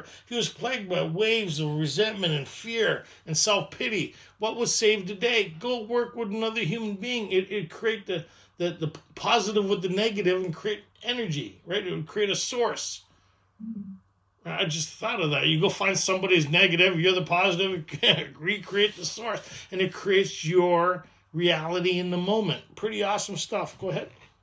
So cool. So we let him demonstrate through us what he can do. We ask him to remove our fear and direct our attention to what he would have us be. At once, we commence to outgrow fear. So all the other prayers were long. This one's right to the point. I love this one. Right? And so when people say, well, what prayer? Because you're still on this in the process. But when you look at it, it's something you carry into 11. And they talk about here, right? So it talks about, we ask him to remove our fear. What happens before the ask is the acknowledgement. Mm-hmm. I need to I'm in fear. Like my breathing's short, my brain's taking over, I'm having anxiety here, I'm locked in the future, I'm locked in something in the past, and I'm being taken over here, right? So I acknowledge this. So in order to do that, I need to step back and do the prayer, God, right? Once I acknowledge, then I pray. You notice it didn't say ponder it for an hour and a half, take it to 15 different meetings, find 10 people to talk to about it, go home, read about it, get a bucket of ice cream, turn off the TV, turn off your phone. Because anybody ever have some fear and somebody phones you and you look at the phone and don't answer it? Some of us like feeling like shit. Yeah. Right? Because it makes us feel better when we feel better. We take a lot of energy feeling the way we do sometimes, that we permit it. Don't let anybody interfere with this. I've spent a lot of time and energy on this. I need to go lie down. This takes more effort. You ever notice it's pretty hard to be depressed upright and walking? You need to spend a lot of energy to really nurture this stuff. Don't interfere with me now. I'm just getting started. So we ask him to remove our fear. And then what? Direct our attention to what he would have us be. What is it? Whatever you do. If I'm supposed to be here, this is what I'm supposed to be here. If you're here, then you're supposed to be present. If after this is to eat, eat. If it's to do your laundry, do your laundry. If it's to set your work for right, if it's to go to whatever the next thing is, that's where they talk about the next right thing. Without prayer and direction leads to diversion. So here we're tapping into this power to give me the ability to not sit and think about life. I need to do this. I need to do that. Anybody ever been there? I need to do all these things, but we don't have the power to do it. Now I'm doing things that I don't want to do, right? And I'm not doing things that I want to do. Why? Lack of power is our dilemma. Our adventures before and after make clear 3-point ideas. You going it alone ain't going to be good. You showing up unsupervised ain't going to be good. I need to be convinced that any life run of self-will could hardly be a success. Do you think that happens in sobriety there, Katie? What, fear? Not scared of nothing. I know. Being convinced that any life run of self-will could hardly be a success. So the calamity is the shutting off of the noise around me and inside of me to find a safe harbor and peace that's available to me. Right? Many times I do the prayer, I get worried about my life. I said, 63, I don't blah, blah, blah, blah, blah, blah, blah. He says, God's looked after you all this time.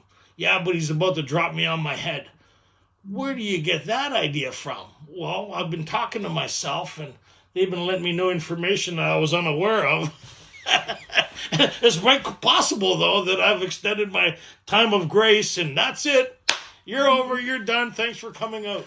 Like, it could happen, right? So why do you do all these studies all the time? Why are you engaged with new people? Why? Because I know what it's like when I don't engage in these things. I have the recipe for longevity. This is the basis for that. Why does Ray do what he does for so long? Why do Katie, why do all these people show up? Because we know. It's about longevity. It's the long game. We've tried the short game. It doesn't work for us. We need something where we can actually experience this change that takes place in a few months, not years, few months. And the more I get access to this power, the more this change happens. And it happens in a way that's mind-boggling because the human condition never really leaves us. There's no way of entirely getting rid of self without his aid. And this is how powerful prayer works. I was sober for, I think, 2.5 years, things were going really good. Really good. Just bought a Camaro, T-roofs on it, right? Got the hottest girl in AA. I mean, the promises are coming true. I got a nice watch. I'm out camping. Things are happening. I'm so full of me, it's not even funny. But I'm thanking God because everything's coming my way, not a cloud on the horizon, right? So it's great. So in BC, they have these. I come from the streets of Toronto, so we have these lakes, and I'm fishing on one side of the lake, and it's shady. Obviously, the fish weren't there. I wasn't catching anything. My mind looked over on the other side of the lake. There was all these rocks running into. I said, it's deeper water. It's going to be catch fish. It takes me about an hour to get around the lake, going through swamp and all. So I end up at the other side of the lake. Now I don't know that I'm being exposed to exposure. The sun off the water and on the rocks, like the white rock, and I'm starting to get disorientated.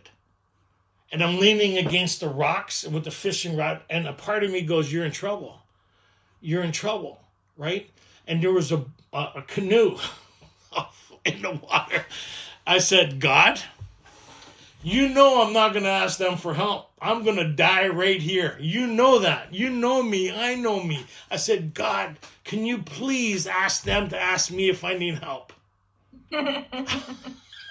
And that's what happens in meetings with new people. We're not going to ask. That's why the 12 steps is about us carrying this message. We see the condition they're in. They don't need to ask us for help. God, they're on fire, for God's sake, right? We're going to minister first aid. That's what we do. That's why we do the assessment when you walk into a meeting. The louder the clap, the worse you look. So if you've gotten a standing ovation, you've done a great job ruining your life. And we're so happy to see you. That's why we're more happier for the new people than the new people are. You ever wonder why they're always so happy to see me? Because we see you. We see you like you don't see you. So anyways, I'm against the rocks and the guys go, hey, you need help? I said, if it's not too much of an inconvenience. I got in this boat. I can't see me the way the rest of the world is seeing me, right? Like I'm so lost and so I get in this canoe, and it cut off the circulation to my legs. Humility comes in a lot of different forms. It's either administered or it'll be administered, right? Either self-administered or life will administer it. I couldn't stand up, but I had to stand up because people were watching me, right? So I stood up with my fishing rod. I held on to my track pants that were trying to fall down, and I'm trying to walk like nothing's wrong. My girlfriend, she goes, oh my God, are you okay? The jig was up. I kind of couldn't even answer her, right? So I went, and it was, but the idea was, in spite of myself, right? I was able to ask, and in the acknowledgement of asking, I was able to experience something different. Mm-hmm. And that's like alcoholism when I came in here. I couldn't ask in a way necessary that I needed this thing. I didn't know, but I said, God, I need something. And people showed up. And as I showed up, I started walking with them. They said, do this. They showed me the roadmap in the book, and I started doing it. Even though it didn't make any sense, when I started having a bit of serenity in all the calamity I was having, there was something worth continuing.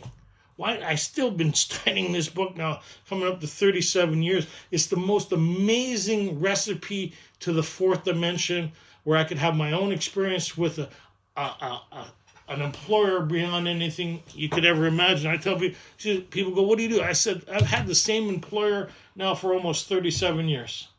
Oh, I've worked for a lot of different people. Right? Yeah. And that relationship is the rock of my life, and the people who are around me, my mom, my sisters, my wife, everybody who's in social, see this thing, and it starts happening in their life. Just like Katie, and her mom's so thrilled with me. But it's really God working in her life that has her having a different experience with you. What do you think of that, Katie? I think that's beautiful. You're absolutely right. Yeah. Is that it? The husband would say that's a rare occasion. What's happening? Yeah, I mean, what do you want me to share on fear, or what just your experience around it, the introduction to it, and then the application of it, and just see how you started to have your experience with it. I mean, this is my probably most used prayer out of the entire book. Before I started this, I had no idea how fearful I was. If you asked me if I was scared, I'm not scared of anything. I deal with it. You know, I had this tough girl attitude, and I was so delusional. I was driven by fear. Absolutely every aspect of my life was about fear. You know, taking care of everything to make sure it doesn't happen that way. You know, like it was the anxiety. Like that's what I've learned today. That's what anxiety is fear. Thinking about what might happen, what did happen, what could happen, what I got to do, what I'm not good enough, I don't have this enough, I can't do this enough. It's all fear. You know, thank God for this prayer. This is a big part of what changed my life. Having the ability today, now I can feel that energy when it starts, when I start to ruminate, when I start, the calamity starts in my mind, and I can start feeling that tightness in my chest. Instead of letting it carry me, I mean, sometimes I let it carry me a little bit too far, and that's where good sponsorship comes in, but I'm getting better at it, because that's what happens. The longer we do this, the faster you apply the prayer and get the results, the relief. It inspires me to do it faster the next time, and that's what this 4 is about, is introducing us to the 11, the principle of applying prayer to my life, which is something I'd never ever done before. And so while going through this, practicing it, getting results, it starts to solidify my belief, right? Because I didn't start with faith. I didn't even start with belief. I started with a willingness to not die. Like, I didn't want to die anymore. I'll believe if I have to. That's how low I started. And now it's the rock of my life. My faith is the substance of my life. Like, I wouldn't be here without it. I know for a fact that God has me, and always had, and always will. Does it mean that my mind sometimes doesn't pull me back in the trap? Of course it does. But what we know from this is fear isn't real. It doesn't exist in the moment. It exists in your mind. If I can get out of my mind, connect to the moment, fear can't exist here, because nothing's really wrong. Everything's okay. My mind will start telling me there's something wrong, but if I can get to the now, through prayer, through breath, may you find him now, I can stop that. Or I don't stop that, but that stops. God stops that. Thank God. But yeah, I don't know. It was a great study tonight. I loved listening to everything you had to say, and done it for the last 9 years, and I'm still learning. So I'm a grateful student, and I appreciate it. Well, that's 2 of us. I really enjoyed what I had to say tonight too. No, just joking. Just joking. So anyways, those who want to get caught up, we have the YouTube, we have the Facebook group. There's a lot of support. You can get the worksheets on either one. You could text somebody. We'll get you hooked up, and we'll walk through this. Next week is going to be very exciting. Very exciting. But I'm not going to ruin the surprise today. So what we're talking about, we're at the 4-step inventory, page 69. I don't know if that was accidental, by mistake, or just kind of happened to fall there. I like numerology, but it's kind of where we're going. We just finished the fear stuff. We're learning some application in prayer and understand. This is really interesting. This part of the book where it kind of dwindles off. People do a self-assessment before they get into it. So, well, I don't really need to do that part. I need to do the important, like the resentment, and then the fears, and then the conduct. I don't have no problem with conduct with relationships, and they kind of skip over that. I never really harmed anybody. Let's go right into the 5th step. And this is kind of critical, because a lot of people just think, oh, it's about sex. Well, it's not about sex. If it was about sex, hardly anybody would have anything to write about, right? Or it would be a short story. But that's for a different that's a different meeting or whatever like that. It's about relationships and how to formulate them, and what creates our demise within them, right? And so we're looking for the common manifestation on how self has defeated us, and which is really weird, but this is probably the biggest area in our life that causes us misfortune and harm and agony and the least talked about and the least explored until it gets painful. When it gets painful, what was that part on the inventory process again? Maybe I should have a closer look at it, right? Mm-hmm. And who are you, Katie? What's going on? Hi, I'm Katie. I'm a recovered alcoholic. I'm just here to help out. Right on, you're doing an awesome job. I always appreciate you. So we're getting a formula how to look at things. I always say step 4 is the foundation for 11. And this next part, when we kind of go through it, will give us the recipe on how to formulate relationships that we create and participate in, because we teach people how to treat us.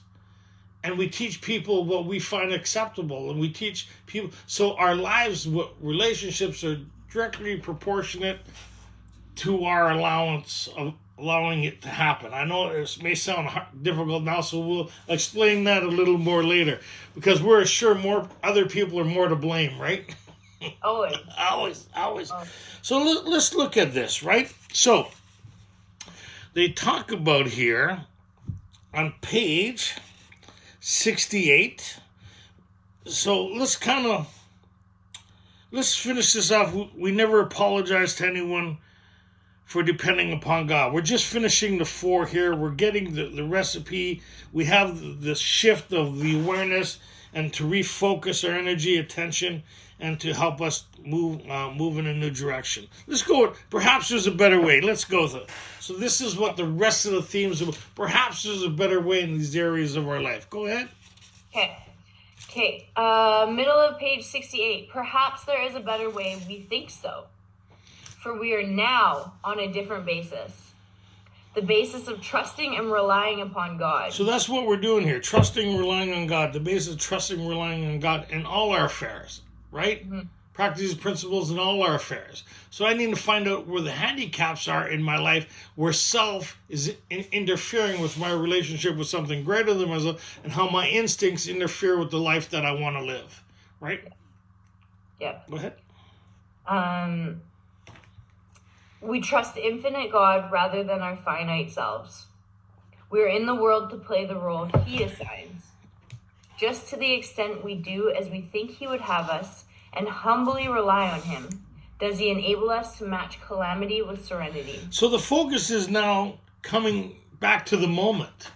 Mm-hmm. It's not about the future. It's not about the past. It's about how am I able to redirect emotionally, mentally, and spiritually, come back to the moment where I'm not crippled with the bondage and difficulties of self, where self is not dictating how I'm going to govern myself. Right? So we have this clutch kind of being put in place here, right? We have this kind of pause, the ability to kind of assess, right? To step back and see how self is taking over here, creating this deformity or this disturbance within me that I could kind of hopefully correct now through prayer and taking a different directive, right? So we're hooking up the GPS here, God's prayer system, right? Okay, go ahead. Yep. We never apologize to anyone for depending upon our Creator. We can laugh at those who think spirituality the way of weakness. Paradoxically, it is the way of strength. The verdict of the ages is that faith means courage.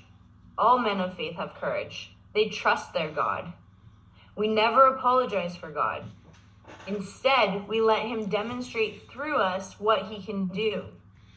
We ask Him to remove our fear and direct in order to do that, you got to acknowledge it's happening, right? And you kind of get a rough idea of why it's happening and where it's coming from. So you acknowledge, step back, pray. We ask Him to what? We ask Him to remove our fear. So that's part of it. And the second part of that is? And direct our attention to what He would have us be. And when is that happening? In the moment. If I'm taking care of the moments will take care of the hours will take care of the days will take care of the weeks will take care of the months will take care of the years. And pretty soon, as we look back over our life, we have a life worth living, right? We no longer live in a life of regret as we did. Well, when I first got here, I did not have a past I was happy with. I don't know, maybe some of you were, but I wasn't thrilled, or anybody else was. Now I have a past I'm okay with, through this process. Go ahead. We ask him to remove our fear and direct our attention to what he would have us be. At once, we commence to outgrow fear. Outgrow fear doesn't mean it's eliminated. You hear people say, oh, you can't have two feelings in this. Yeah, you can. Right? You can have enough fear, but enough faith to move past, to grow. To outgrow something means you're like a fence that you weren't able to get over before. You outgrow it enough to be able to step over it. Right? Or a fear that used to have you crippled sitting in a chair. I don't know if anybody's ever had that here. Anxiety-based, where it cripples you, where you don't even want to get up or go do anything. Your mind's taken over. To pray and ask, God, what do I... Just give me the strength to do the next right thing. And sometimes that's get up, go to a meeting. My sponsor, I used to phone him in early sobriety. I'm crippled by this anxiety. He says, can you stand up? I said, yeah. He says, good, stand up. So I'm on the phone, back before cell phones. That's how long ago, is not to date myself. So I'm on the phone. He says, okay, are your feet together? I said, yes. He says, now just keep leaning forward, lean. And he says, when one of those feet move forward, keep them going to the nearest meeting. And then you hang up the phone. Lean forward till your feet grabs your balance and keep it going. You got momentum now, baby. Keep her going. Okay, go ahead. I love it. At once we commence to outgrow fear.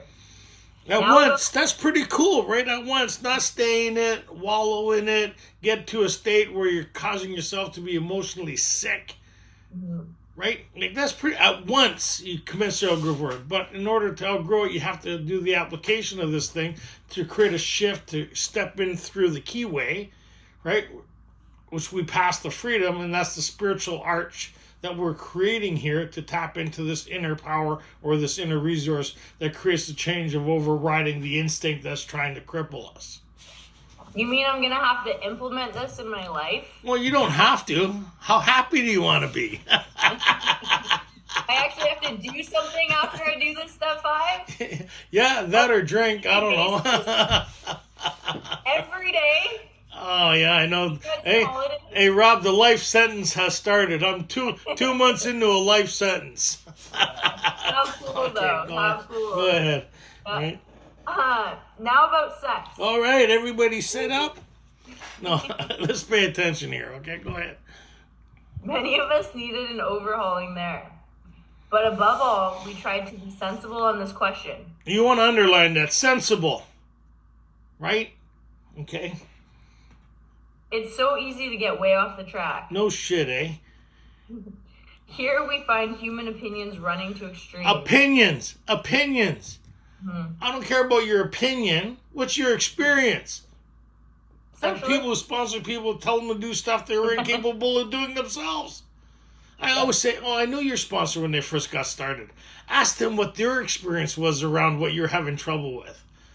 And what? It's not opinions. It's not how I think you should be governing yourself. You hear people say it, they don't even realize.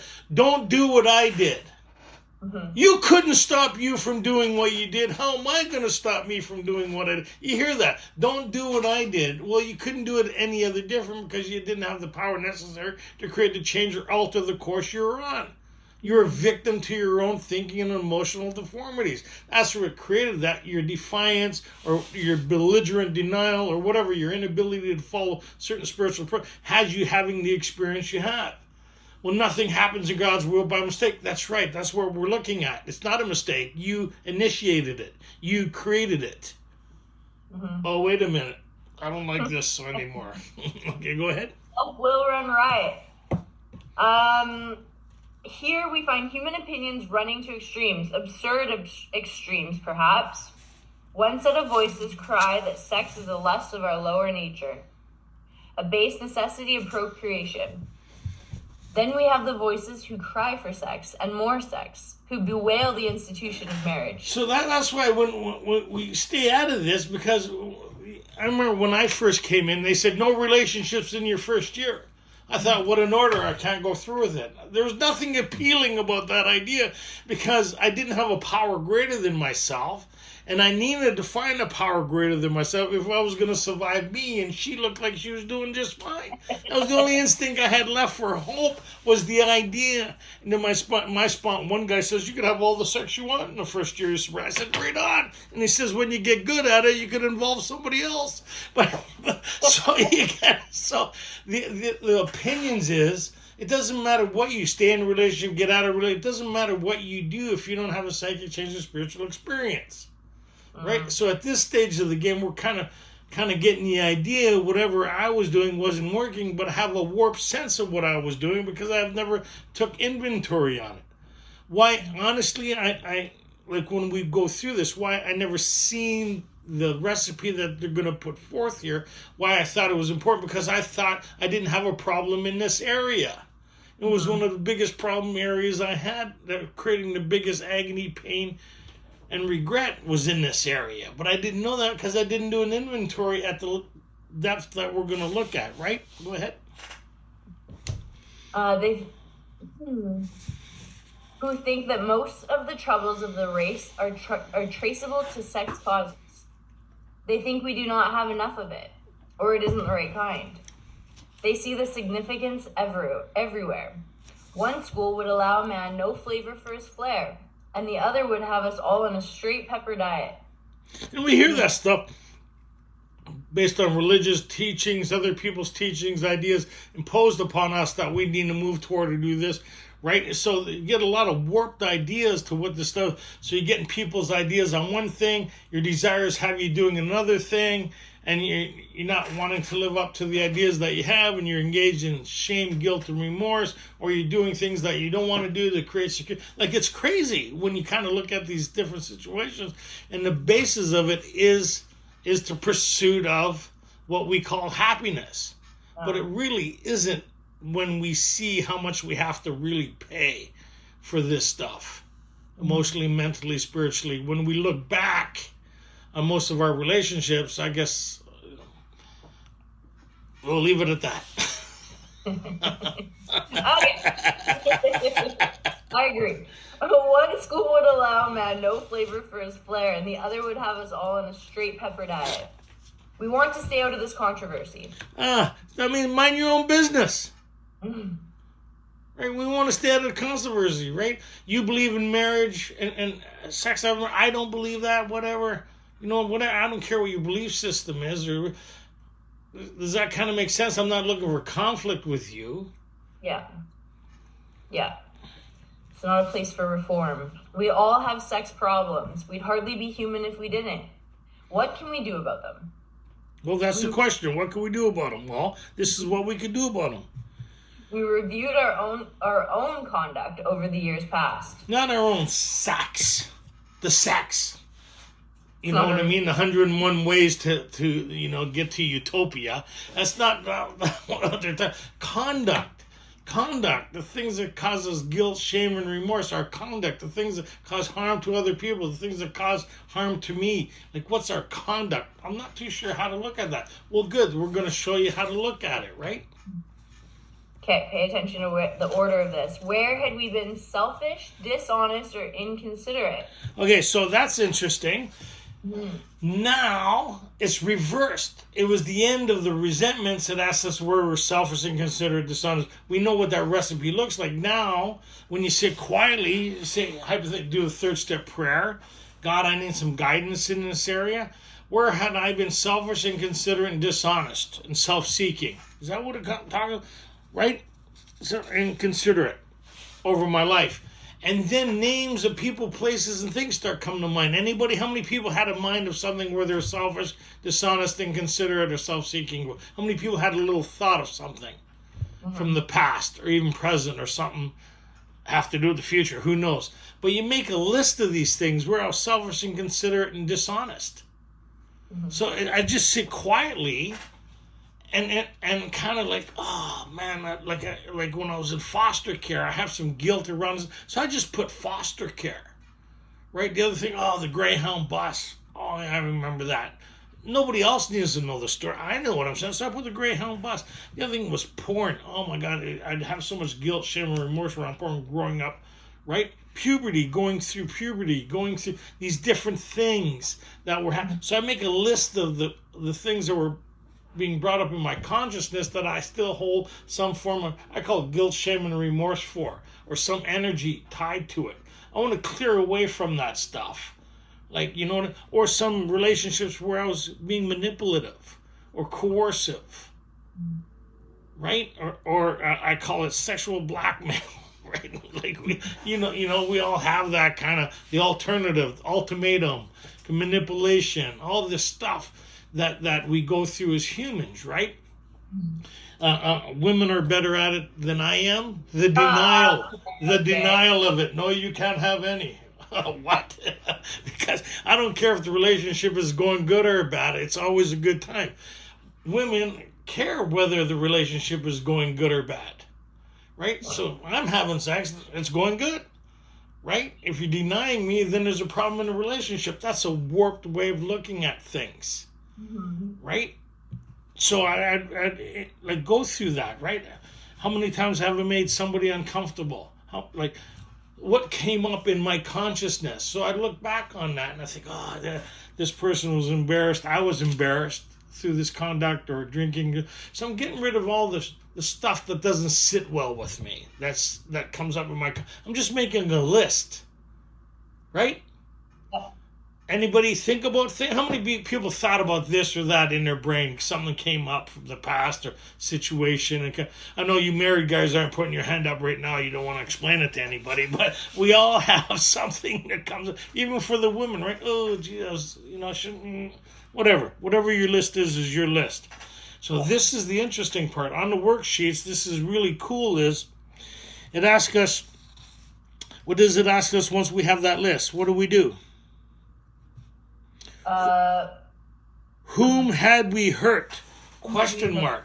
This is interesting. So I could put the name or person, place, or thing in that third column. In the second column. So when I look at this thing, I got it here on the sex instinct. Who have we hurt by our comment? But I got the sheet on the sex instinct. So this is interesting how this kind of unfolds. So I was selfish, dishonest, inconsideration with who? With Kim. Right? Whom have we hurt? Well, there's something I never took up. I hurt myself in some of my conduct. I also hurt Kim. Right? She's on there. I also, her mom, her dad, her sister, her brother, all these people that were involved with this situation, work, reputation, like it could go on and on.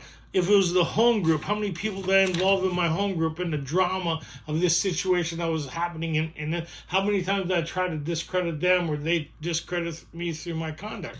How many times were I more concerned with me than the people I was engaged with to get what I wanted out of the situation, regardless of their situation, what was happening in their life?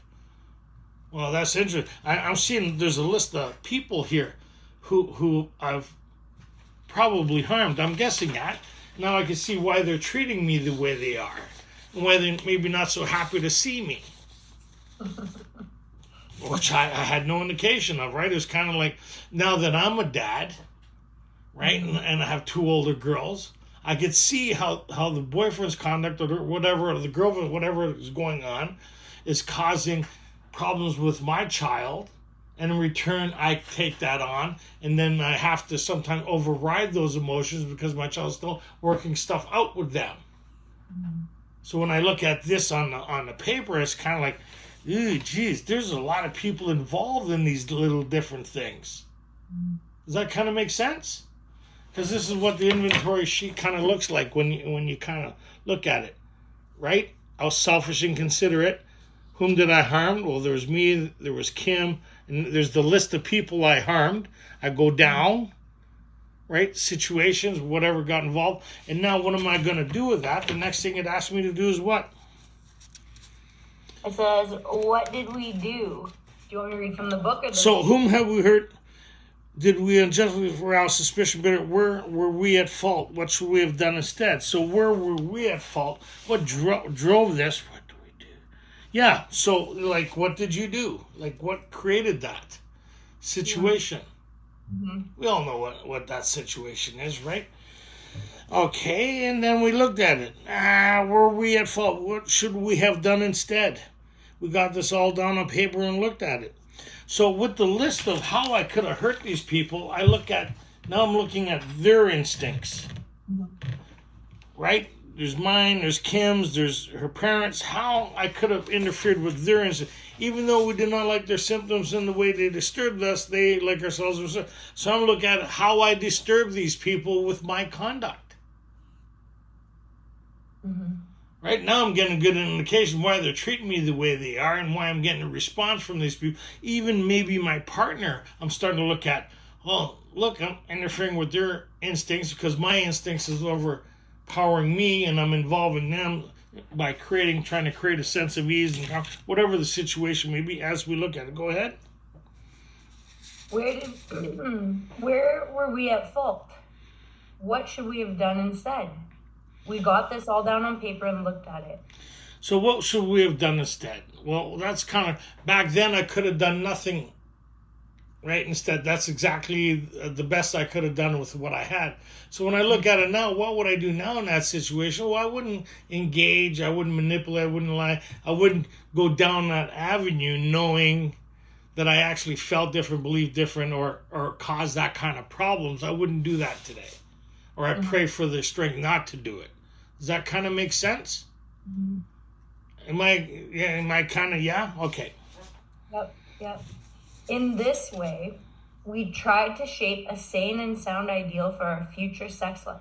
So that's the thing here, right? Our future sex life, or our future, where they're going to get down here in a minute, it talks about we treat sex as we would any other problem.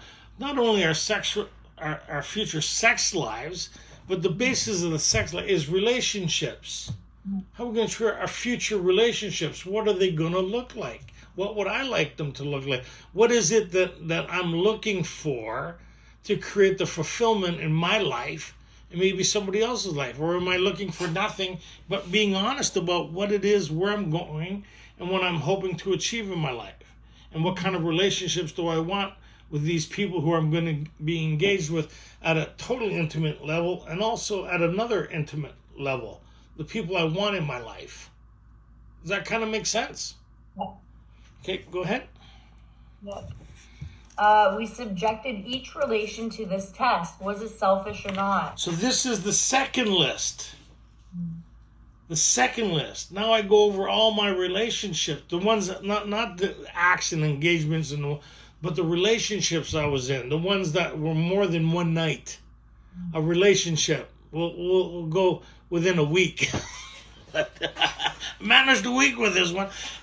But see, a lot of my drinking was I'd meet somebody sober over here drinking, and I'd go out with them 3 or 6 months, but I don't only think it was to be a week or 2 weeks. I spent a lot of my time drunk. Like, I have no idea a lot of stuff happened, and I engaged on and on. But I remember I was in a relationship with these people. I couldn't even tell you 90% of their names from the people in my family. But I know if we're all in a room, I wouldn't be able to tell you. So that's not the exercise. The exercise is the ones I was in a relationship, was it selfish or not? And a lot of them weren't. Even though I met this one person, I won't get into it. We both agreed on the parameters of the relationship. We're both in it together. Even though a lot of this stuff was selfish and considered dishonest on the first list, the second list, we're both engaged in that. Then there was another one where it was totally selfish because I couldn't afford to pay the rent and I was at a bad place. So I used her as a place to live, disguising it as a mutual relationship. This other one I was in a relationship with, I just gathered money. Like, they had a very successful career. I won't get into what was happening, but a very successful career, and they shared their money with me. It was mutual, but it was selfish, right? Because if she didn't have that kind of cash flow, I would have probably never went out with her. I'm not sitting here bragging, but when I looked at it, it's like, these are not the relationships that I really want, right? And then there was other ones where I was dishonest, and I married them back then because it was the right thing to do. So that's not a mutual relate. That's a Shanghai. That's a, you know what I mean? I'm doing something against my own will, and I'm resentful in this marriage where I should have been honest, but I was. What should I have done is I should have been honest about it. It's a selfish relationship. So even the ones that were mutually agreed upon turned out to be a living night. 911, police, like it turned out to be a total shit show, but we both enjoyed it. Right? When we look, people looking at us would be like, "What the hell's the matter with you people?" It was like on a Friday night, we'd both get into bar fights. Like she was Bonnie and Clyde, and we like a cab wouldn't even pick us up because we're full of blood and shit. Like so, that's some of the stuff on ourselves thing is it. But the relationship was great. Right? And the next night we'd go, so that was fun. What are we going to do tonight? So it was a mutual chaos that we both thrived on. I know nobody in here has ever had those mutual relationships based on total chaos, where you're able to shift the focus from yourself and totally... Anybody pick up some projects here? How many people's had projects? Right? My one sponsor used to say, which is says, fastest way to meet somebody in AA is walk around with a button missing. Right? Those guys were totally nuts back then. Anyways, making this list. Go ahead. Come on, you women do the same thing. You see a guy, there's a lot of potential with him. But there's only 3 wheels on that 4-wheel car. Yeah, but there's a lot of potential, right? You go with the potential instead of seeing what you really see. So you dilute yourself into believing that they're going to change. Because if I could just get them to love me, they'll change. No, they won't. Anybody ever been under that delusion? Yes, a couple times. Yeah, moving right along. We asked God, okay, we subjected each relation to this test. Was it selfish or not? We asked God to mold our ideals. Who? Help God. Oh my! So we're learning how to meditate. Mold our idea. I'm looking at the chaos in my life. And if you want, if we're going to be honest here, which would be helpful, wouldn't it? I was 16 years sober the first time I realized I must have been missing something. Because when I did the first inventory, I went through with the Joe and Charlie. I just looked for the guilt, shame, and remorse. Right? I didn't see who I harmed. I didn't see how my conduct was harming me and other people. I never did the deep dive here. I never came out with a sane and sound idea for the future. I never meditated. I never involved God with the ideas because I had my own ideas based on self, what I was looking for. And it wasn't healthy at all back then. My prerequisites to what a relationship actually is. So I was 16 years sober. And I knew there had to be, I was in so much pain by what I was attracting and getting involved in that I kind of came to the realization, what's the common theme in every one of these relationships? Me, that came like a big surprise, right? And I would attract the wounded, like we call it the wounded prince, like the broken wing, and I would be the rescuer with the red cape, and I'm wondering why I was having all these problems, because all these relationships, wait a minute, they're good with other people, right? But we weren't a good mix. Anybody have that? No. And so I had the thing where I'd pass like 20 good, reasonable people that would love to have a relationship for the one in the back area with the red light flashing on their head, right? and I'd rationalize that by, look, God brought us together. No, misfortune brought you together. Now let the pain begin. Right? And so I got to this place and I kind of wrote a sane and sound idea here. And I asked God to mold my ideas and live up to them. Right? And so I started engaging in that. And what was different was I was able to see the pitfalls before I entered them. I was able to curb what was happening before it became a problem. Right? Mm-hmm. And the right idea was based on all my relationships that I was having, and I took the best parts of each one of those relationships. Like the care and concern I had for my kids. I wanted that for another human being. The love my dog had for me. I wanted that from like somebody else. The relationship of empathy, care, and concern. Mutual respect. I wanted integrity, right? When they were with me and away from me. How they talked to me. How they treated me, right? How to be concerned. I had this on a list. These are the things I was looking for, right? Somebody who had things going on in their life that I didn't become their life, which was a part of my theme, right? Somebody who wouldn't take like on. So then my sponsor said, now put your name at the top of that list. When you become those things, you'll attract those things. So now I had to build integrity. Now I had to watch my conduct. Now I had to be prepared, get prepared for the person that God was preparing me for. And this time, the difference was I was involving God. Right? And I went 3 months with this recipe, and then I got to a place of, which would call, I guess, of surrender, right? For lack of better words. I became convinced that any life run on self-will in this area was just because cause of problem. So I said, God, I seen what I can do. I'm going through the valley on my Harley. I got snot running down my nose. I'm crying. Like 16 years sober, I said, God, you seen what I can do? Let's see what you can do. I give you this area of my life. That was the last area of my life I turned over to God. That's the truth, because I thought I was self-sufficient in that area, and I didn't really need God unless I wanted them to leave. I always prayed, God, could you give them the ability to just leave now? Make something happen. I don't know if anybody's ever had those prayers, right? So, thank you, God, for them. Now can you take them, right? So, I did that prayer, and half an hour later, I met my wife. Right? And we're coming up to 17 years married and 3 years together, so 20 years. We're coming up to 20 years since we met at that place where I involved God. And she was at home with a list asking God to prepare somebody for her. Right? She's not in AA or whatever. She involved God in the right partner and ideal for her life. And God brought us both together. It's too long of me take too long to fully explain it. But through circumstances, we both bumped into each other. Otherwise, we would have never met through this recipe. So if you're serious, and even Katie, same experience as me. I said, well, if you want to change, do this recipe. Nah. I said, if you want to change, do this recipe. And who's happily married? Yeah, That's somebody unbelievable. And unsuspected. I would have missed it if it wasn't pointed out to me that this is everything that's on my list.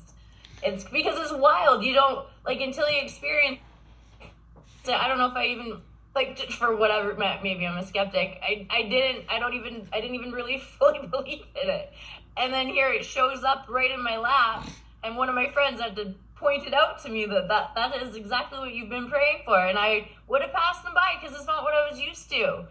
He was nice to me. We had fun together. We had similar interests. He was concerned about me.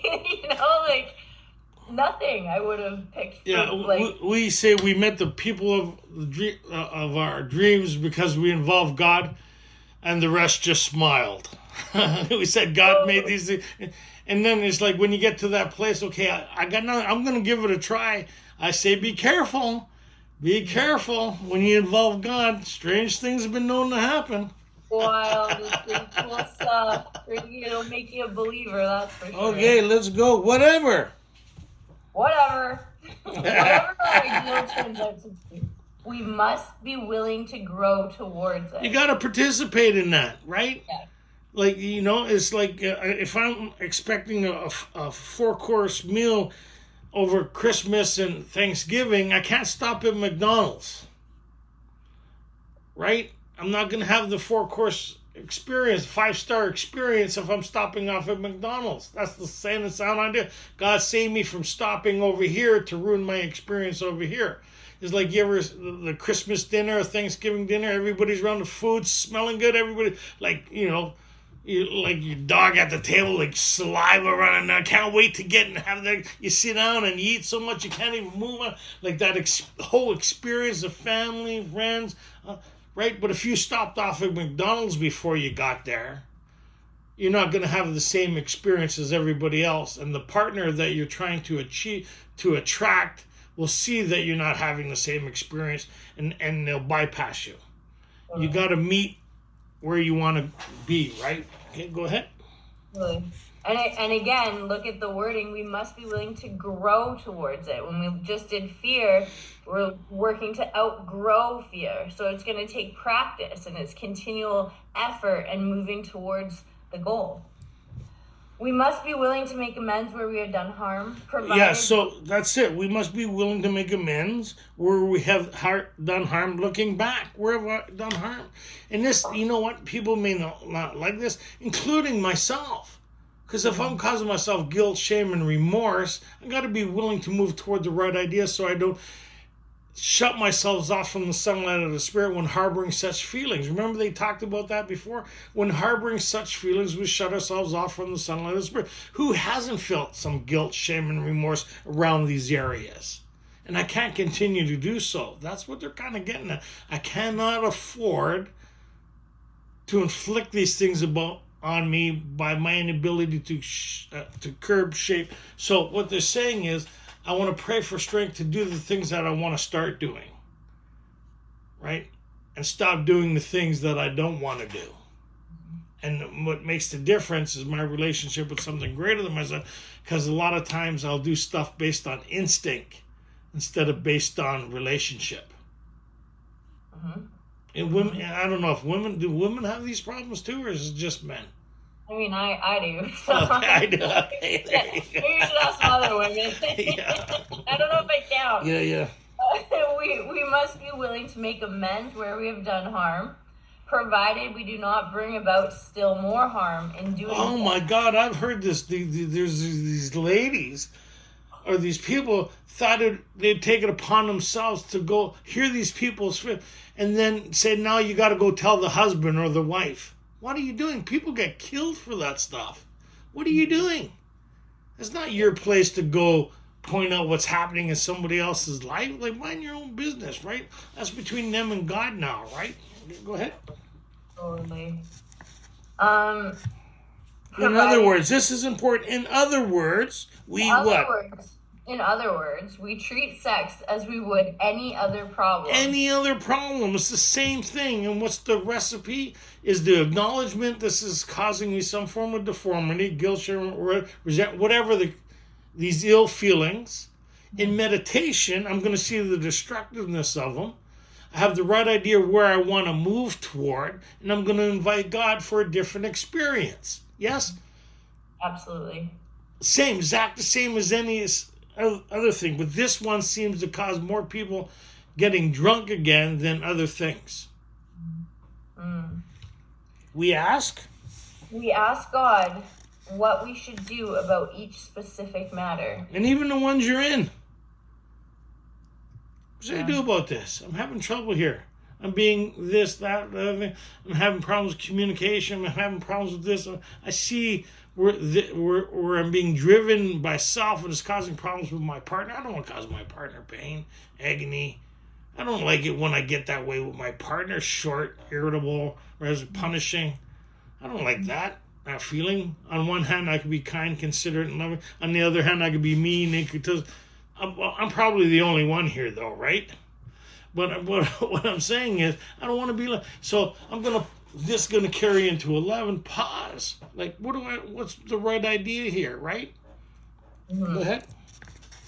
The right answer will come if we want it. Yeah, if we want it. Sometimes we don't want it. Self's quite not done with me yet. Okay, go ahead. Just a bit more pain, okay? Yeah. God alone can judge our sex situation. Counsel with persons is often desirable, but we let God be the final judge. We realize that some people are as fanatical about sex as others are loose. We avoid Moving along quite fast here. Okay. we avoid hysterical thinking or advice. You hear that? We avoid hysterical things. So how I take that is I gotta watch I don't turn on myself. What that means to me is beat myself up for what I learned today about my life for what I did yesterday. Right. This is not exercise about beating myself up anymore. It's an exercise about finding peace with my past and the energy tied to it that I could start living and reacting from today. Right? What were the stumbling blocks in my past relationships that I keep bringing forward and making the people pay for today? Got to watch those things. Sometimes we're reacting to yesterday's stuff. We're not even reacting to what's happening today. I'm going to get the jump on this, right? Anybody? I know what they're up to. And what I love is people who are most concerned about people cheating on them are usually the ones who are doing the cheating. That's actually true. I didn't know he actually knew that. Why do you got fear about that? Because I'm afraid you're doing to me what I'm doing to you. Mm-hmm. Yeah. Yeah, there you go. Who would have thought? Unless I caught you 3 or 4 times, then that's legit, right? Then that's a legit kind of, wait a minute, we got shit to work through, right? Okay, go ahead. But if you're being accused and you for sure didn't do anything, if they did, you know what to do. You know, yeah. Suppose we fall short of the chosen ideal and stumble. And that's the idea beforehand. I got this outlay of progress, what I'm working toward, what I'm hoping to achieve, right? Mm-hmm. So I want the 4-star kind of experience, right? Here, 5-star experience. So it talks about, so suppose we fall short of the idea. I know that was a great meal waiting for me home, but I stopped by Burger King. Just fries. All I wanted was just fries. It's not the full meal. I just had a bit of fries. Right? Right? Yeah. Okay, go ahead. Does this mean we're going to get drunk? Some people tell us so, but it is only a half-truth. It depends on us and our motives. So there you go. It depends on us and our motives, right? Yes. If we are sorry for what we have done and have the honest desire to let God take us to better things, we believe we will be forgiven and will have learned our lesson.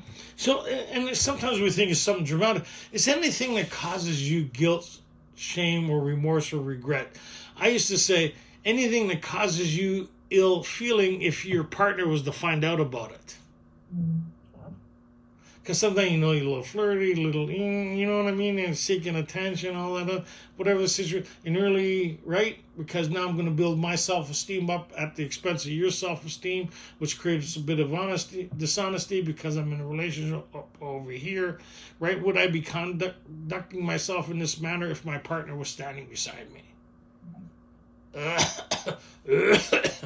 Getting hot in here. Right, that food for thought, right? That's what it really boils down to, is what can you live with, right? What can you, what are you okay with, and how much can you be okay with it before you get loaded again? Because it's not so much as what we do. This is the hard part. It's when we get caught doing what we do that the problem happens. So I don't want to be in those situations where it's going to take me getting caught or find out before I take corrective measures. I don't want to be in those situations anymore. Because you notice everybody was fine with their conduct till they get caught. I'm so sorry. About what? Getting caught or what you were doing? We'll leave that at that. Okay, go ahead. If we're not sorry...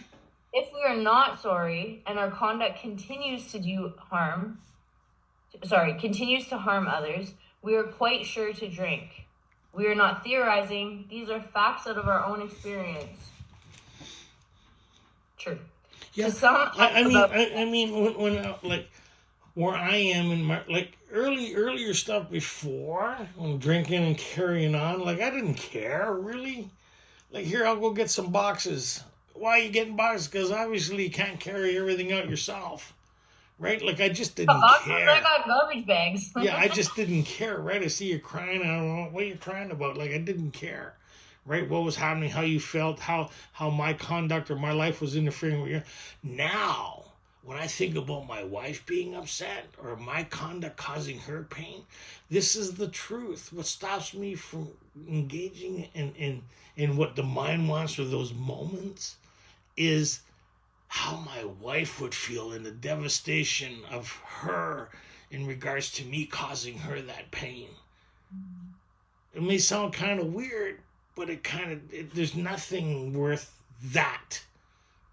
And that stops me from doing a lot of things that would be kind of somewhat acceptable, you know what I mean, without getting into detail, not involving totally another person, but involving my own conduct. You know what I mean? That would make myself unavailable for my wife, and if she was like, just kind of you guys are getting a general idea. Sometimes we don't do things because of the impact it would have with the people around us, right? And that's gotta weigh heavy my social and my ambitions, my security, and all that other stuff, right? Because what happens if these things don't get in check? Right, and they continue to cause me harm, we're sure to get drunk again. So what's the recipe? I know what these things are to cause me problems. I know these things that are the stumbling blocks. I know these things that would cause problems in my relationship. So what does it do when these things are starting to say, hey, Tony? I go, what? Right, go ahead. Okay. To sum up about sex. We earnestly pray for the right ideal, for guidance in each questionable situation, for sanity, and for the strength to do the right thing. That's it, right? So for my right idea, when I was 16, 17, I had go to strip joints, porn, magazine, all that stuff was acceptable to me. It didn't bother me at all. As I started to develop and got more educated, that stuff started to bother me because I knew the lifestyle behind it. So I made a conscious decision that I used to go dark within myself when I engaged. So you know what? I'm not going to engage in that level of porn anymore. I'm just not going to do it, right?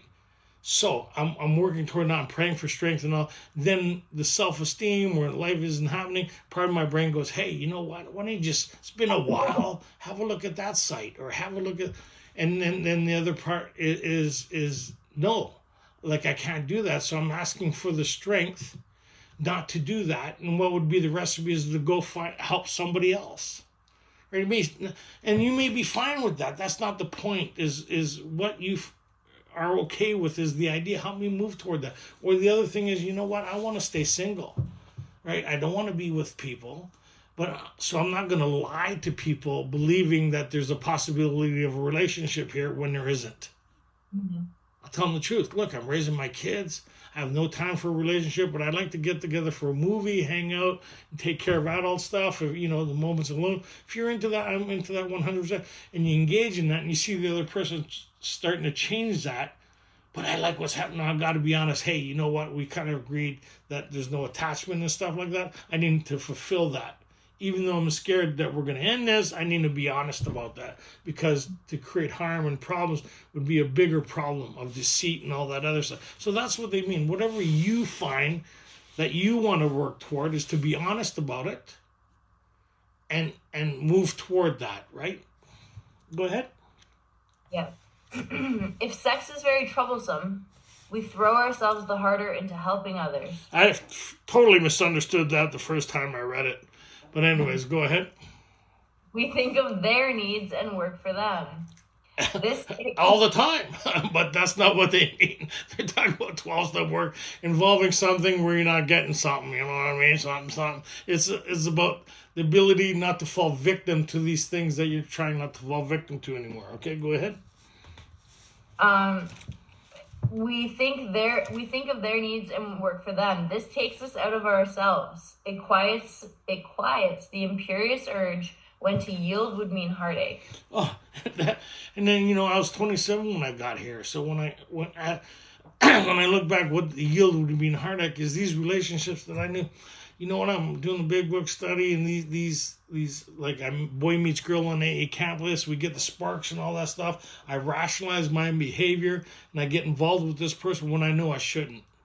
Right? I'm in a position of trust. It may sound kind of weird, right? I'm in a position of trust and kind of stuff like that. I should not be engaging in any kind of relationship with anybody coming to the big book study to look for a different way of life. Even though the attraction's there, I learned, no, I can't do this to them or me because it affects my standing in the community now. I didn't see that before, but as I became aware of it, I became more responsible for my conduct, where a lot of people don't within the fellowship, and they drive themselves out of the only fellowship, which is the lifeline. Their conduct drives them out of this fellowship into other fellowships, and it isolates them from AA. Totally. Right? That's women and men. Like, it's not just, okay. Yeah.